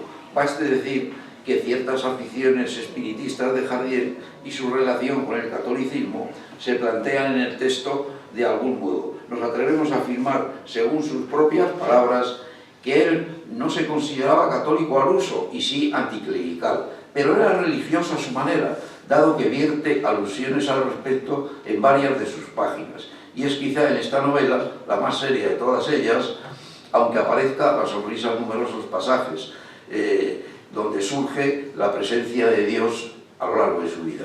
¿Por qué dejó de escribir novelas y se pasó fundamentalmente al teatro, si con los grandes relatos referidos se demuestra que había en él un novelista de altura? Pues Luis Alemany señala 3 ventajas de esta última opción: mayores ingresos, menor esfuerzo de elaboración y un ámbito de audiencia más amplio, ya que al libro acceden los que leen y al espectáculo lo reciben los que van. En 1919 el famoso actor y director de compañía Enrique Rambal le estrenó a Jardiel y a su compañero y amigo Adame en el Teatro Trueba de Bilbao una comedia policíaca titulada El Príncipe Raudic, y en mayo de 1927 en el Teatro Madrileño puso ya una comedia titulada Una noche de primavera sin sueño, cuyos prolegómenos le causaron muchas inquietudes, narradas por Rafael Flórez con peculiar gracejo y buena letra. El titular de la compañía era el gran actor Emilio Tuiller, quien, conocedor de los 2 primeros actos, se la recomendó al empresario Eduardo Yáñez, y entonces Jardiel se apresuró a finalizarla en el Café Gijón, local del que escribió: me ha aliviado de tantas penas que se lo recomiendo ardorosamente a todos los jóvenes que comienzan en literatura. Sin embargo, no le gustó al actor el tercer acto, rompiendo Jardiel en su presencia el original y redactando otra versión en 2 días, que fue del agrado de aquel y del mismo empresario, que reiteradamente llamaba a Enrique Jardiel Poncela Javier Cancela, y no hubo manera de hacerle pronunciar su nombre verdadero. No faltaba, por supuesto, alguna crítica negativa en la que se le aconsejaba que abandonara la pluma e hiciera oposiciones al catastro. Y al ponerse la obra en San Sebastián, alguien escribió con muy mala idea, en La Voz de Guipúzcoa, que la comedia solo merecía que se me pisase el vientre. No obstante, en conjunto recibió buena crítica y elogiosos comentarios. Mayor alegría recibió Jardiel en el 28 de diciembre con el nacimiento de su hija Evangelina, fruto de su relación con Josefina Peñalver, quien después rompería sorpresivamente tal relación y le dejó la niña, amor indestructible de él. Por cierto, Evangelina Jardiel vive aún al redactar esta charla, creo que en Las Rozas, aunque parece ser por sus años que su estado de salud no es nada bueno.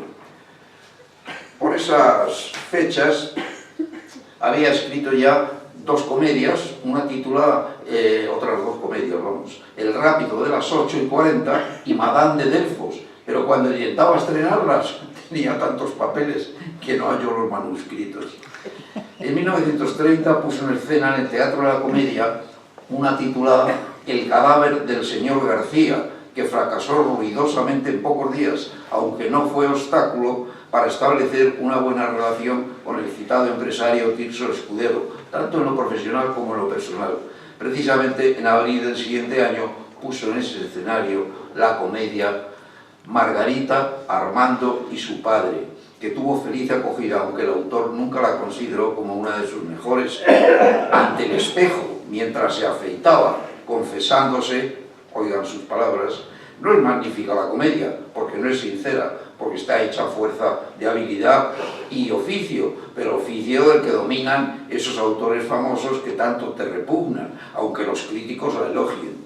Y entusiasmado por el éxito de esta peculiar versión de la novela de Alejandro Dumas, observé que al retirar la gilet de la mejilla me había cortado, diciéndome: cuento esto para que nadie en lo sucesivo pueda decir que yo no he dado mi sangre por el teatro.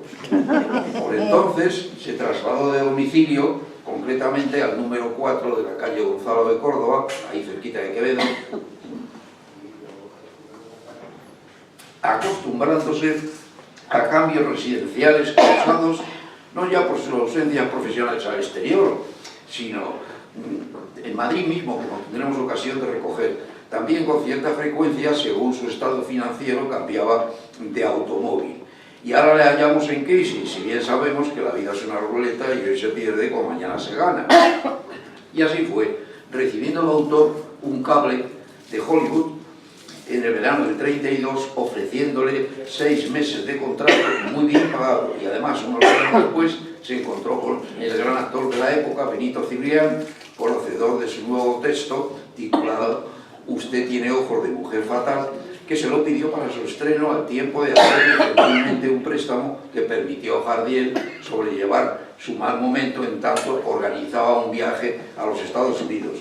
Asistió al ensayo general en Valencia, que era, como ocurre frecuentemente, por todo un fracaso, volviéndose rápidamente a Madrid, enterándose recién llegado del éxito obtenido al alzar el telón. Luego la obra se estrenaría en Madrid pasado un tiempo, en el Teatro Cervantes, concretamente en septiembre de 1933.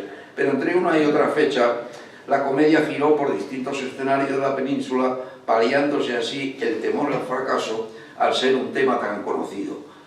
Un tenorio es contratado por la familia de un anciano millonario con la misión de seducir a una joven dispuesta a casarse con este último, dándose la circunstancia de que ella había sido una de las amantes del seductor, quien conservaba la huella de un amor verdadero. He aquí un tema serio que permitió a Jardiel Poncela vestir de acertado humor varios pasajes, uno de los cuales era el de los celos que afectaban a ese don Juan al advertir que el viejo estaba dispuesto a contraer ese matrimonio, situación que distorsionaba el perfil del tradicional conquistador.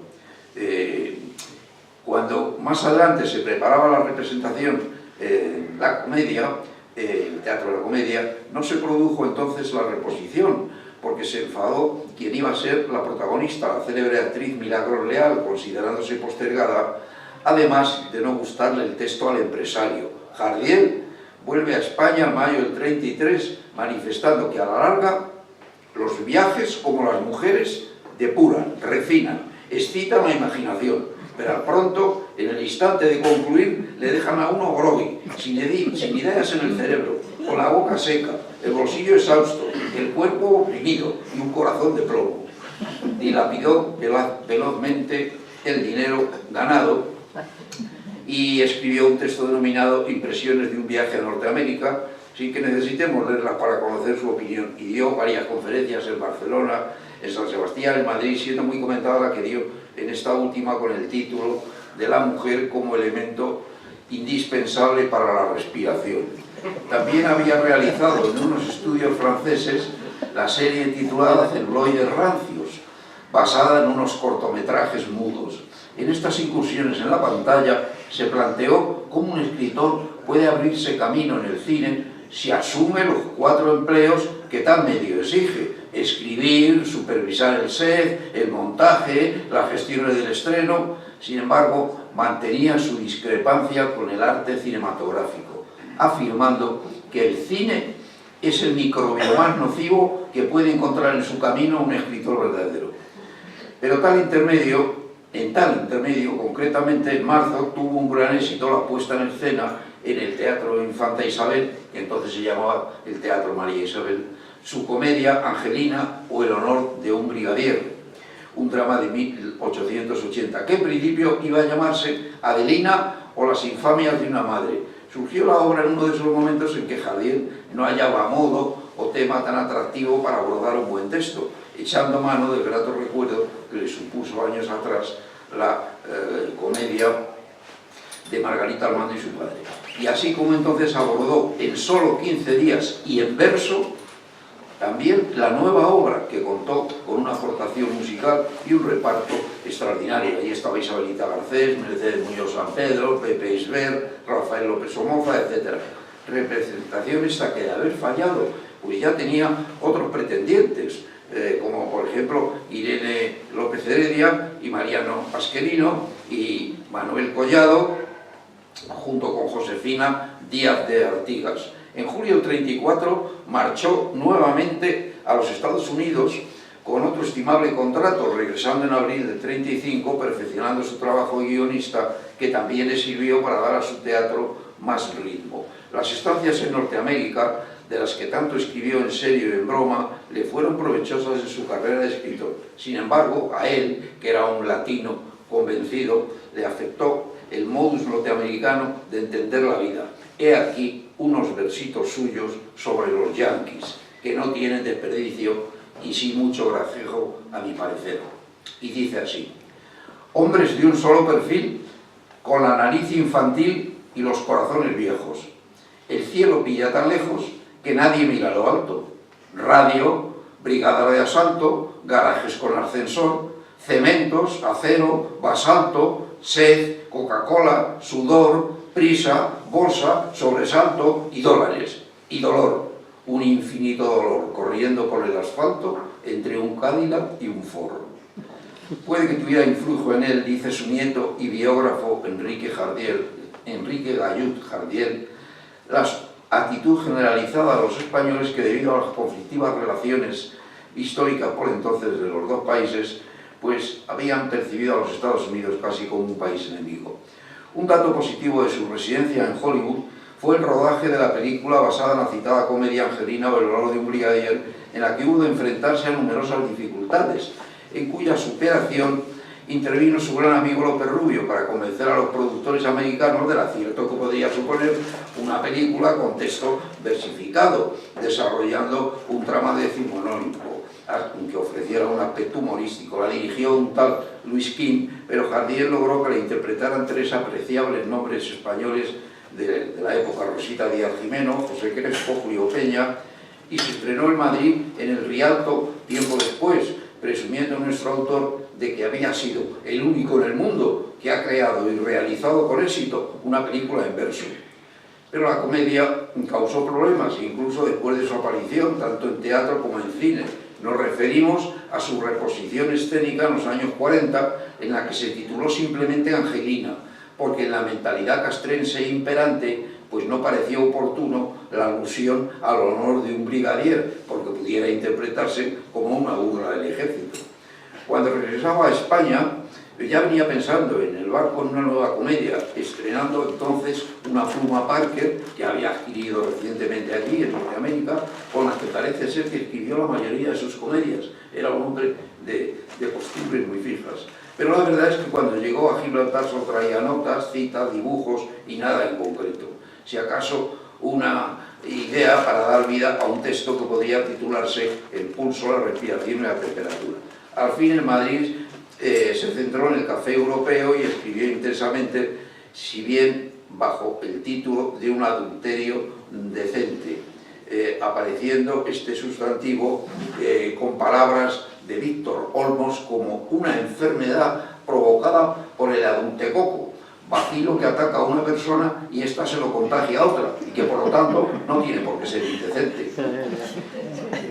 Nuevamente surgen dificultades para el estreno, tanto por parte de empresas como de actores, lográndose al fin en el Teatro Infanta Isabel, en el mayo del 35, figurando al frente del reparto una jovencísima Elvirita Noriega, que llegaría a ser grandísima actriz. La crítica en general se metía con el tercer acto, afectando al autor las palabras de un crítico del periódico El Sol, llamado Antonio Espinar, que escribió: Jardiel traspasa los límites no ya de la verosimilitud, sino del más elemental sentido común. No obstante, la obra se llevó a Barcelona, poniéndose en escena allí en julio, recibiendo Jardiel agradecido un comentario de La Vanguardia, que destacaba la aparición de un personaje que hoy suele brillar por su ausencia en las tablas españolas, el espíritu, lo que le llevó a preparar una nueva criatura teatral titulada Las 5 advertencias de Satanás, igualmente recibida por el público. Esta comedia la preparó con renovado optimismo, porque ya salía de fracasos y éxitos, siendo recordada por su creador como una de sus predilectas. La estrenó en el Teatro de la Comedia en diciembre con Elvira Noriega y Jesús Tordesillas, nombres ambos ya reconocidos en la escena, ganándose al público, porque además de su acertada estructura, se centraba en el tema del amor, que generalmente era bien acogido en las tablas, y además la aderezó con añadidos sugerentes, planteados sin los excesos habituales de otras obras suyas. Así, la intervención de Satanás no es truculenta, sino simpática y burlona. No fue extraño, pues, que se escribiera bastante de tal producción, porque proliferan los diálogos en los que se recoge su personal concepción de ese sentimiento, no sé si el pesimista o contradictorio, ya que de ambas adjetivaciones encontramos muestras en sus escritos. Por ejemplo, recordemos estas palabras suyas: he dicho que nunca me he dirigido a ninguna mujer, porque a esta, como al cocodrilo, hay que cazarla, y la caza es un deporte que no me interesa. Esforzarse por lograr una mujer me parece una pérdida de tiempo semejante a la de darle a comer a una ternera el contenido de una lata de sardinas en aceite. Don Juan Tenorio no era, a mi juicio, ni un caso clínico ni un héroe. Era sencillamente un cretino sin ocupaciones importantes. Por entonces escribió para la actriz Catalina Bárcenas los monólogos, varios, uno La mujer y el automóvil, otro Intimidades de Hollywood, etc. Igualmente aceptadas, además de alcanzar otro éxito escénico con una comedia que se titulaba Morirse es un error, que fue el título preferido por el empresario Arturo Serrano, que para su estreno se llamó Cuatro corazones con freno y marcha atrás, farsa presentada en el Teatro Infanta Isabel en mayo del 36, a punto de estallar nuestra guerra incivil, encabezando el reparto Isabelita Garcés y Enrique Guitar. Como tengo por costumbre, no contaré argumentos, sino que recogeré comentarios del mismo autor o ligeras ideas sobre la preparación del texto que nos ayudará mejor a conocer todo ello. El proceso fue laborioso, los dos primeros actos le surgieron pronto, pero no hallaba el modo de abordar el tercero, por lo que hubo de acudir, y es palabra suya, a su muerta, esto es, a su madre, sepultada, como sabemos, en Quinto de Ebro. Allí le contó durante una tarde sus dificultades para finalizar la obra, rogándole su ayuda, y la inspiración no tardó en llegarle. Al regresar a Madrid, se detuvo en la Almunia de Doña Godina, logrando café por medio, a notar cuánto se le acababa de ocurrir, permitiéndole a la llegada a la capital terminar fácilmente la obra en 5 días, proclamando, son sus palabras, que podría callarme lo que voy a decir, pero no me da la gana de callármelo. A punto de estallar nuestra guerra civil, le sorprendió rodando unos cortometrajes para Cifesa y en agosto del 36 fue detenido acusándosele de haber escondido al político de los nacionales Rafael Salazar Alonso, a quien perseguían. El resto del año se le mantuvo en libertad vigilada en su domicilio, del que pudo salir bajo engaño, fingiéndose maestro nacional, camino de Barcelona en febrero del 37, en donde adaptó y escribió el guión cinematográfico de su obra Las 5 advertencias de Satanás, y publicó su libro de aforismos titulado Máximas mínimas. Permítanme que les ofrezca algunas. Del amor decía que es como los columpios, porque casi siempre empieza siendo diversión y casi siempre acaba dando náuseas. Y esta otra: la mujer se cuelga de tal modo del brazo del hombre que para el hombre amar es llevar un brazo a un cabestrillo. ¡Qué morro!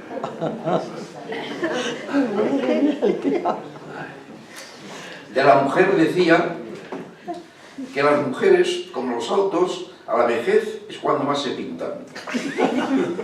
Y esta otra: viendo lo pequeños que son los pañuelos de las mujeres, se comprende lo poco que duran sus llantos. De la vida señalaba que es tan amarga que abre a diario las ganas de comer. De la sociedad indicaba que todo hombre es sociable, pero acaba siempre por regañar con todos. De los hombres manifestaba que llegan a dominar la teoría del amor a la edad en que comienza ya a no dominar la práctica. Y esta otra: una prueba de modestia en el hombre es la frecuencia con que se resiste a declarar que el hijo de la jovencita seducida sea suyo. Siga Barbario García. Logró llegar a Marsella y unos meses más tarde embarcó en Boulogne con el pretexto de cumplir un contrato de trabajo en la compañía de la actriz Noemí Brives en Buenos Aires. Y allí al poco pudo recibir a su nuevo amor, Carmen Lavajos, y a su segunda hija, Mariluz, relacionándose con el barítono Sagi Vela, que le insistió en la conveniencia de preparar una opereta, para lo cual ya contaba con la colaboración de buenos maestros. Pero Jardiel no puso mucho interés porque quería regresar a España cuanto antes. En febrero del 38 viene a Lisboa, pudiendo enseguida desplazarse con dificultades a Sevilla, tomada por los nacionales, pero con más dificultades puso trasladarse desde allí a San Sebastián, ocupándose de la adaptación cinematográfica de Margarita Armando y su padre, continuando así su relación con la pantalla grande, pues en 36 en Hollywood ya había hecho de la comedia Usted tiene ojos de mujer fatal. Asimismo, en la capital vasca, rodó celuloides cómicos, publicando lectura para analfabetos y otra obrita que se llama El libro del convaleciente. Gómez Yegra, ante los peligros corridos por Jardiel en los comienzos de nuestra guerra, consideró a su término que el escritor no era un contestatario, no buscaba recompensa, jamás se había afiliado o alineado en ningún sindicato y no pretendía, por supuesto, granjearse enemigos políticos en el régimen que subvino a la guerra. Y nada más terminar esta, puso en marcha el proyecto musical aludido con el título de Carlo Monte en Monte Carlo, con música del maestro Jacinto Guerrero, estrenándose en el Teatro Infanta Isabel en junio del 39. ¿En qué año para estrenar una obra cómica y musical? Es una opereta compuesta a 14 cuadros con un extenso reparto encabezado por Isabel Garcés y Rafael Ribelles, participando entre otros Mercedes Muñoz San Pedro y Armando Calvo. En general gustó a los espectadores que acudieron a centenares de representaciones, pero para no perder la costumbre, la mayoría de los críticos la atacó. Sin embargo, a pesar de las dificultades del montaje, Gustavo Pérez Puig la repuso muy dignamente en el Teatro Español en mayo de 1996 y no hace mucho ha vuelto a haber otra reposición en Madrid. Enrique Llobet publicó un excelente artículo que titulaba Jardiel Poncela piensa resucitar, y en el que afirmaba que es un clásico, año decisivo el 39, porque ante el colapso cultural causado por la contienda, pues la verdad es que la reacción en lo que se refiere a cultura fue productiva, culminando con otra aportación cinematográfica titulada Mauricio o una víctima del vicio, que de alguna manera recordaba el producto de los años 30 que hemos referido, Celuloides rancios, y enseguida otro éxito teatral suyo, Un marido de ida y vuelta, cuyo título original fue Lo que ocurrió a Pepe después de muerto, que se puso en el Teatro Infanta Isabel en octubre, si bien ya la había estrenado en Barcelona poco antes, recibiendo según la crítica un rotundo fracaso. La verdad es que asistió muy poca gente porque fue mínima la propaganda que se efectuó. Nuestro autor se despachó a gusto con los cronistas catalanes, manifestando que ante sus zarandeos procedían los propios, ya que las palabras suyas contra nosotros suele borrarlas el éxito de nuestros escritos, y las palabras nuestras contra ellos no pueden ser borradas por el éxito de los escritos suyos. Además, las nuestras duran más tiempo. Era evidente el enfado de Jardiel cuando leyó palabras como esta, que se ha creado un tipo de humorismo de una vulgaridad y un cinismo aterradores. Y si bien el ensayo general de Madrid fue desastroso, el triunfo, como hemos dicho, fue colosal, llevando al escritor a reflexionar que, como ocurre con muy pocas obras de arte, tiene padre y madre. El padre se llama humorismo y la madre poesía.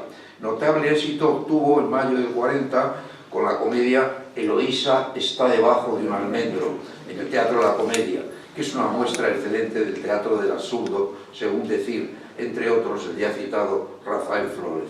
Sin embargo, el proceso de incubación no fue prometedor, ya que según el autor el bagaje inicial se resumía así: un landrú que ha asesinado a varias mujeres y una mujer que se enamora de él porque se sospecha de los asesinatos cometidos, lo que no atrajo el gusto de quienes lo conocieron, como por ejemplo una de sus mismas hermanas, que le aconsejó que escribiera otra cosa porque el tema era desagradable, pero Jardiel no le hizo caso y se entregó de lleno a la redacción del texto, dado que él consideraba que en cuestiones de arte la opinión la opinión ajena debe escucharse siempre y no obedecerse nunca, salvo en la circunstancia en que coincida con la propia. Por tanto, se entregó de lleno a su tarea en el Gijón, surgiendo pronto el prólogo que se desarrolla en el patio de butacas de un cine popular y enseguida Los dos santos. Jardiel proclamó que vive lejos en mí la idea de dejar de escribir en los cafés que me plazcan. En cuanto a tener en mi casa un despacho, por ejemplo Chipendal, antes de caer en semejante falta de sentido estético, prefiero 100 veces utilizar como mesa de trabajo un catre o camastro de cuartel. Una debilidad suya, además de la de escribir en los cafés, fue el juego, señalándola a algún comentarista como causa de su frecuente debacle económica, aunque consideramos procedente ciertos matices. Sí, jugó pero en determinados momentos y porque no creía en la consideración fundamental del dinero. Es más, no aceptaba el depósito en los bancos, porque a su entender, decía, se enriquecían con lo que no era suyo. Ni era partidario de ese ahorro doméstico de guardarlo en casa debajo de un ladrillo, porque estaba convencido que moriría joven, ya lo hemos dicho. Consideraba que el dinero era para gastarlo disfrutando, y así actuó. Si ganaba, viajaba. Buenos hoteles, cambiaba de coche o vestía mejor, y si perdía, no se lamentaba. Volvamos a la acción teatral, un acontecimiento curioso acaecido en los ensayos de Loísa. Apareció como meditorio un joven larguirucho y pelirrojo que se hacía llamar Fernán Gómez, todo junto, en el que el comediógrafo advirtió condiciones para que pudiera llegar a ser un buen actor, contando con él para otras comedias. Y así fue porque le escribió el personaje del pelirrojo en la obra Los ladrones somos gente honrada, a la que nos referiremos en breve. El ensayo de Loísa resultó cosa rara, acertado, y el estreno fue un éxito, aunque con la excepción de Alfredo Marquerie y ese otro crédito que se llamaba el David Arrumi, que era abuelo de Gallardón, del político actual, la crítica se mostró adversa, estimando Jardiel que no habían entendido la obra. Un incidente que pareció poner en peligro la continuidad de la comedia fue la decisión imprevista de Guadalupe Muñoz San Pedro, que a los pocos días de representación comunicó su retirada porque se iba a rodar una película que le interesaba mucho a Italia. Dada la importancia de su papel, el disgusto para el autor como para el empresario, Tirso Escudero, pues fue mayúsculo, pero enseguida se solventó la sustitución con la disposición y el oficio de la actriz María Luisa Moneló. El mismo Jardiel dejó escrito que en la conversación de despedida con la San Pedro, esta perdió las formas, y él también, llegando a manifestarla que ni rodaría la película en Italia, ni siquiera ella llegaría a salir de Madrid, porque el domingo siguiente entraría Italia en la Guerra Mundial. Y así fue, resultando profeta nuestro autor. Fortalecido su optimismo por el éxito que tiene en esa obra, que interpretaron entre otros Elvira Noriega, Pepe Orjas, Carlos Lemos, etc., pues se compromete otra vez con Tirso Escudero a escribirle 2 obras cada temporada e invertía el dinero ganado en formar compañía, que representó con acierto sus comedias por buena parte de España. Pero el arte tiene sus vaivenes. Su obra siguiente, titulada El amor solo dura 2000 metros, nacida en parte de su paso por el cine norteamericano, planteando el dislate entre Madrid y Hollywood a través de la relación amorosa entre un escritor español y un artista americano. Ciertamente no profundizó en el tema, porque tampoco era su intención expresada en otros escritos. La comedia estrenada en enero del 41 no gustó, tal vez porque tenía fallos, tal vez porque el público no siempre comprendía su lenguaje innovador, manifestándose en este sentido escritores importantes como Torrente Ballester. Pero con palabras de nuestro querido Rafael Flores, que lamento que no haya podido venir esta tarde, porque hubiera sido simpática su participación, escribió otra comedia titulada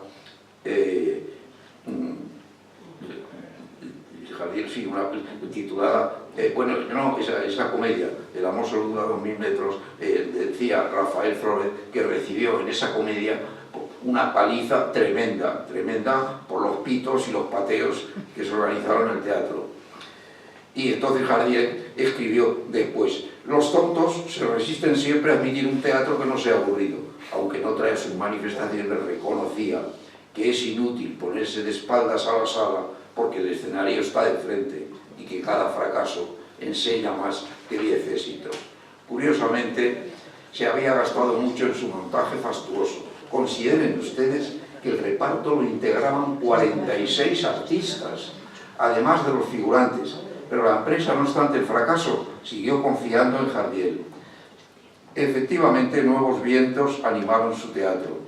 En abril de ese año estrenó Los ladrones somos gente honrada, titulada inicialmente Los encantos de la delincuencia, representada en la comedia una vez más por una aportación musical del maestro José Luis Rivero, encargándose Ignacio Iquino de una película basada en el texto. Luego se hizo más tarde una segunda versión con guión de Vicente Escrivá en el 56 concretamente, interpretada por el pobre José Luis Ozores.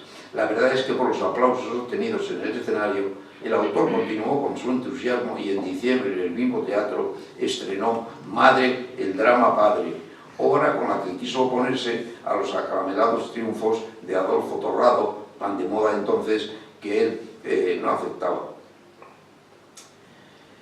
Un incidente apreciable en relación con esta obra fue el suscitado por un posible plagio por parte del comediógrafo británico Noel Coward, en su comedia Un espíritu burlón, con indudables similitudes con la nuestra, con Ladrones. Sin embargo, este asunto que lo planteó nuestro corresponsal en Londres, que era Jacinto Miquel Arena, y fue debatido, entre otros, por el ya repetido Rafael Flórez, a Jardiel no le dio demasiada importancia o no quiso meterse en temas tan delicados.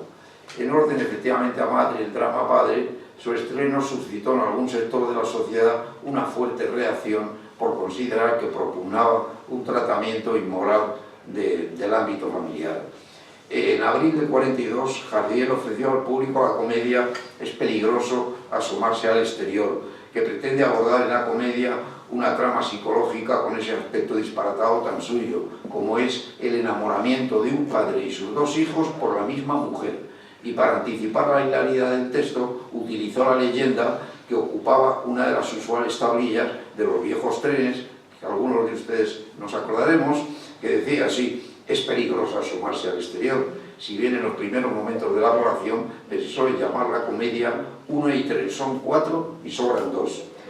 Es una gozada contemplar en el escenario la descripción que cada uno de los varones hace por teléfono de la mujer amada, sin saber, por supuesto, que ella es la misma persona de los tres, enredo fabuloso que mostró la preparación del autor para plantear y resolver asunto tan complejo con abundante comicidad que el público agradeció, pero no así para no perder la costumbre de la crítica, salvo una vez más la de Alfredo Marquerie, y en un librito suyo titulado Desde la silla eléctrica resaltaba la importancia del teatro jardielesco. Continuó la saga con la obra Los habitantes de la casa deshabitada, calificada por él mismo como una de sus comedias sin corazón, en la que juega con el misterio de una casa rural muy sorprendente que a su término deja de serlo, mereciéndole al conocido novelista Tomás Borràs un excelente comentario y muchos aplausos al público asistente a su estreno en septiembre del 42 en la comedia, una vez más para no perder la costumbre. Y en este mismo año publica un ensayo bajo el título Una letra protestada y 2 letras a la vista. En febrero del 43, otra vez en la comedia, presentó Blanca por fuera y Rosa por dentro, que para muchos es una de sus obras más logradas. El planteamiento es atrayente. Blanca y Ramiro componen un matrimonio que, a decir de la servidumbre, se aman, demostrándolo con frecuentes batallas domésticas. Sepan ustedes que en la puesta en escena aparecía colgada una silla de estilo en la lámpara del salón, señal inequívoca de la reciente discusión de la pareja. Los personajes eran deliciosos. Una ama de llaves, Mónica, distraidísima, Camilo, un mayordomo que fue sargento en la guerra, pues establece una simpática relación con Héctor, que era oficial, había sido oficial, pariente de Blanca y viudo de su hermana Rosa, que era una fea vocacional, y estaba enamoradísimo de aquella, que es monísima, aunque insoportable. Como él fue cabo en la misma unidad de aquel, que decimos era oficial, imaginen ustedes los diálogos entre ambos, un criado dando órdenes a un señorito. Muy apropiado también el personaje de una avispada doncella. Alfredo Marquerie, como ustedes saben, que fue un excelente crítico, escribió que Jardiel nos gana la voluntad y nos orea el ánimo con sus agudas ironías, sus pimpantes ocurrencias y sus frases paradiojales y expresivas, con la explosión y la explotación de situaciones inopinadas, con la extracción del jugo humorístico a las cosas o los detalles más insospechados. Desde luego, nuestro autor fue consciente de su acierto al componer tal obra, indicando con ocasiones similares, frente a los que le atacaban, que muchos de los que menosprecian el ingenio es por la secreta amargura de no ser ingeniosos, y del público en general opinaba así: la humanidad ronca, pero el artista está en la obligación de hacerla soñar. Por entonces alumbró el libro Exceso de equipaje, texto de diverso contenido, donde había un cajón desastre comprensivo de preguntas sin respuesta, sugerencias, aforismos, etc. A partir del 44 se advierte el comienzo de su decadencia. Aunque ilusionado, marchó a Sudamérica con compañía propia con el único apoyo económico de sus ahorros y fracasó tanto en Argentina como en Uruguay por la cruel campaña de exiliados españoles movidos por políticos frustrados, quienes desde el principio difundieron que era un protegido de Franco y por tanto no merecía el éxito. A propósito, nuestro diplomático José Antonio Jiménez Arnau, destacado entonces en Buenos Aires, cuenta como testigo presencial la siguiente anécdota. Habiendo invitado a cenar a Ramón Gómez de la Serna y a Javier Poncela, este mostró su preocupación porque las representaciones allí, en Buenos Aires, le dieron para cubrir gastos y ahora proyectaba trasladarse a Uruguay a ver si obtenía algún rendimiento, ya que le habían prometido, por supuesto, un seguro. Pero los gastos de traslado y estancia, costoso de por sí, se incrementaban con el material y la instalación escénica, y sobre todo la abultada nómina. Y he aquí la intervención del gran Ramón Gómez de la Serna, expuesta muy seriamente. Le dice a Jardiel: ¿un seguro? Pues buenas deben estar las cosas cuando te dan un seguro. Jardiel, yo le voy a dar un consejo que es mucho más efectivo que el seguro. Cuando estén ustedes navegando por el río camino de Asunción, un día, con la excusa de que hace mucho calor, invita usted a la compañía a bañarse. El resto lo harán las pirañas. No le quedarán a usted más que los esqueletos, que esos ya no le van a crear problemas. Lo triste fue que regresó a España arruinado y anímicamente hundido. Lo que parece ser se unió un chasco amoroso que, al igual que en otras circunstancias, le afectó más de la cuenta. Por si fuera poco lo sucedido, murió su padre y un año después se le descubrió a él un cáncer de laringe.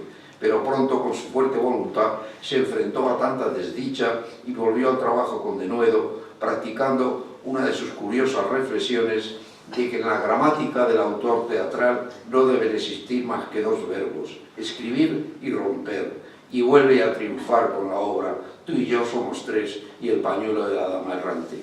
La primera, estrenada en marzo del 45, es quizá para Vizcaíno Casas su más audaz comedia de humor. Ciertamente rizaba el rizo de todas sus ingeniosidades al plantear el hecho de que una señorita se casara por poderes con un caballero al que no conocía personalmente, descubriendo al encontrarse con la sorpresa de que tenía un hermano siamés.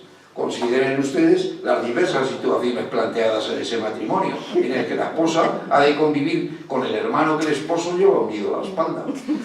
La mujer y el amor son temas repetidos, aunque con envoltura diferente. Y un médico amigo de Jardiel pensó que para esas fechas en que caía en depresión por algún problema sentimental, le vendría bien escribir sobre sus propias desdichas eróticas, procediendo él entonces a redactar su texto Misterio femenino, aunque solo recogió una parte de sus lances. Por lo que se refiere al pañuelo de la dama errante, es una tragicomedia estrenada en octubre de 45, también en el Teatro de la Comedia, con Milagros Leal y Rafael Arcos a la cabecera del reparto. Fue calificada por su firmante de comedia sin corazón, en el sentido que se trataba sencillamente de divertir, destacando su inverosimilitud fantástica frente a la vulgaridad imperante en la producción teatral de entonces, que él calificó sencillamente de asquerosa. Sus juicios al respecto eran muy duros, llegando a afirmaciones impresionantes como esta: solo los seres rastreros aman lo vulgar, de poetas, en cambio, es amar lo inverosímil. O esta otra: el joven que se inclina hacia lo vulgar nace viejo, el viejo que se inclina hacia lo inverosímil es joven. Con tales expresiones nos atrevemos a considerar si Jardiel, además de escritor, era un poco filósofo. Por entonces recibió un homenaje de los camareros madrileños, que le nombraron camarero de honor, colocándose él, como vestían entonces, con una pajarita y un delantal para servir el menú a aquellos. Fracasó nuevamente con el estreno escénico de Agua, Aceite y Gasolina en febrero del 46, en una sesión escandalosa, llegándose a las manos entre partidarios y detractores. Y aunque la actitud de la crítica no era nueva, para él no se hundió, porque ya había difundido antes que la crítica es la única actividad humana que no está sujeta a crítica. Si bien se desquitó rápidamente con la comedia El sexo débil, ha hecho gimnasia, obteniendo en el 47 el Premio Nacional de Teatro. De tal vaivén entre dicho y desdicha, le confesó a Ramón Gómez de la Serna que en lo literario no he hecho más que trabajar para comer. Culminó este año con un paso de comedia titulado La luz del ventanal. Y dirigió en Barcelona también una versión de Don Juan Tenorio protagonizada por ese buen torero, actor de cine y poeta, que muchos de ustedes recordarán, llamado Mario Cabré. Su estado de salud se fue deteriorando rápidamente, negándose a las recomendaciones médicas, a cuyos profesionales sabemos que los detestaban.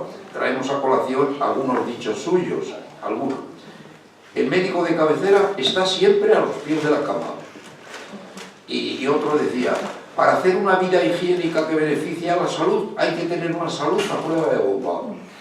En este 1947, un grupo de amigos y admiradores percatados de su decadente estado de salud acordaron la constitución de una peña llamada Los Jardieristas, establecida en una cafetería, La Tropical, una cervecería, la calle Alcalá, muy cerca de la Puerta del Sol. Pronto destacó allí el citado Rafael Flórez, querido amigo mío, peñista fundador, que trató de darle vida organizando un concurso teatral para homenajearle. Y más adelante se trasladaron a otro café también por allí próximo, titulado el Fénix.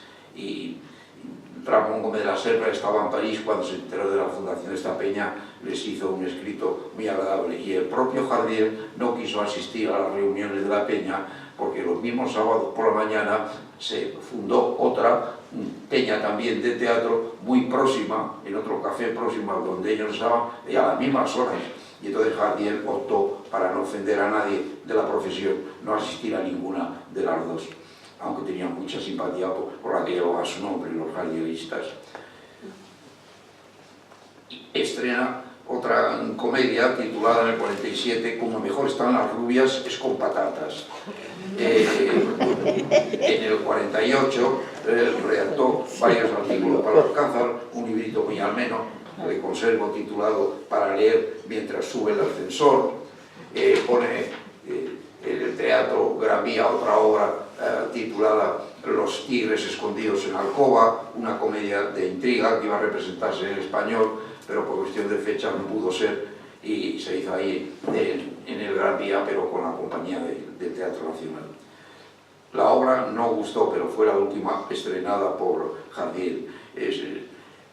Y a finales del 49 decía Víctor Olmos, uno de sus estudiosos, que se encontraba con la moral por los suelos, la economía en números rojos, el cáncer galopante comiéndole la garganta, iniciando su invasión por todo su organismo, etc.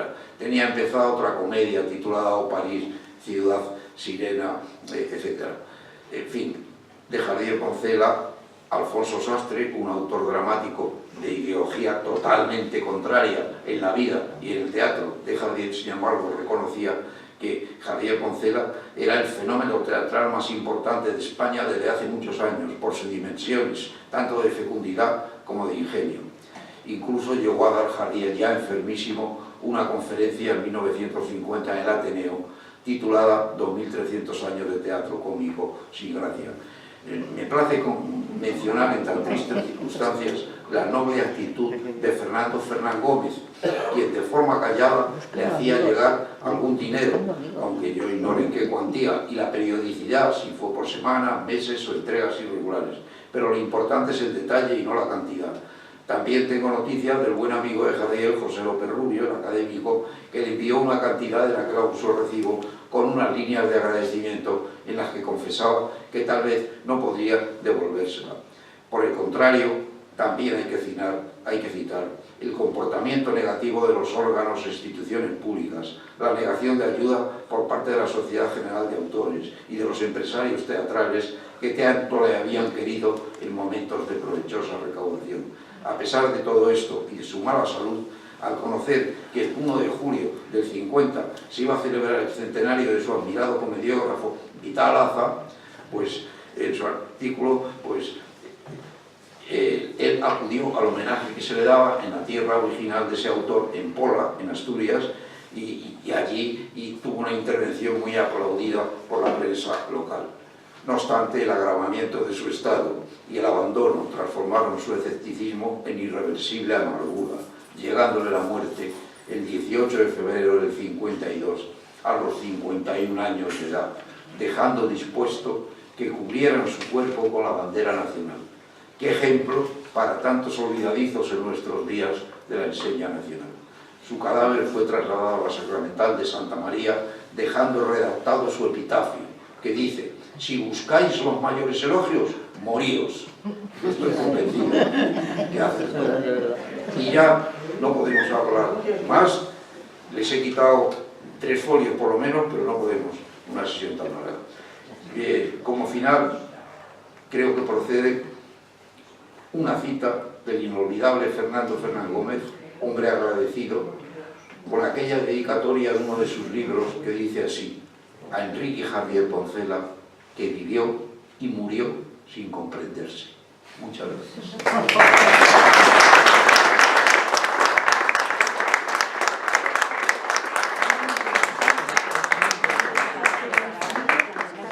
Francisco de la Torre nos ha ofrecido una magnífica conferencia con aspectos desconocidos del personaje que incluso nos han hecho sonreír mucho. Te agradecemos muchísimo, Francisco, tu presencia esta tarde aquí en el Centro Asturiano, y puedes volver cuando quieras, ya te volveremos a invitar. Un aplauso fuerte para él.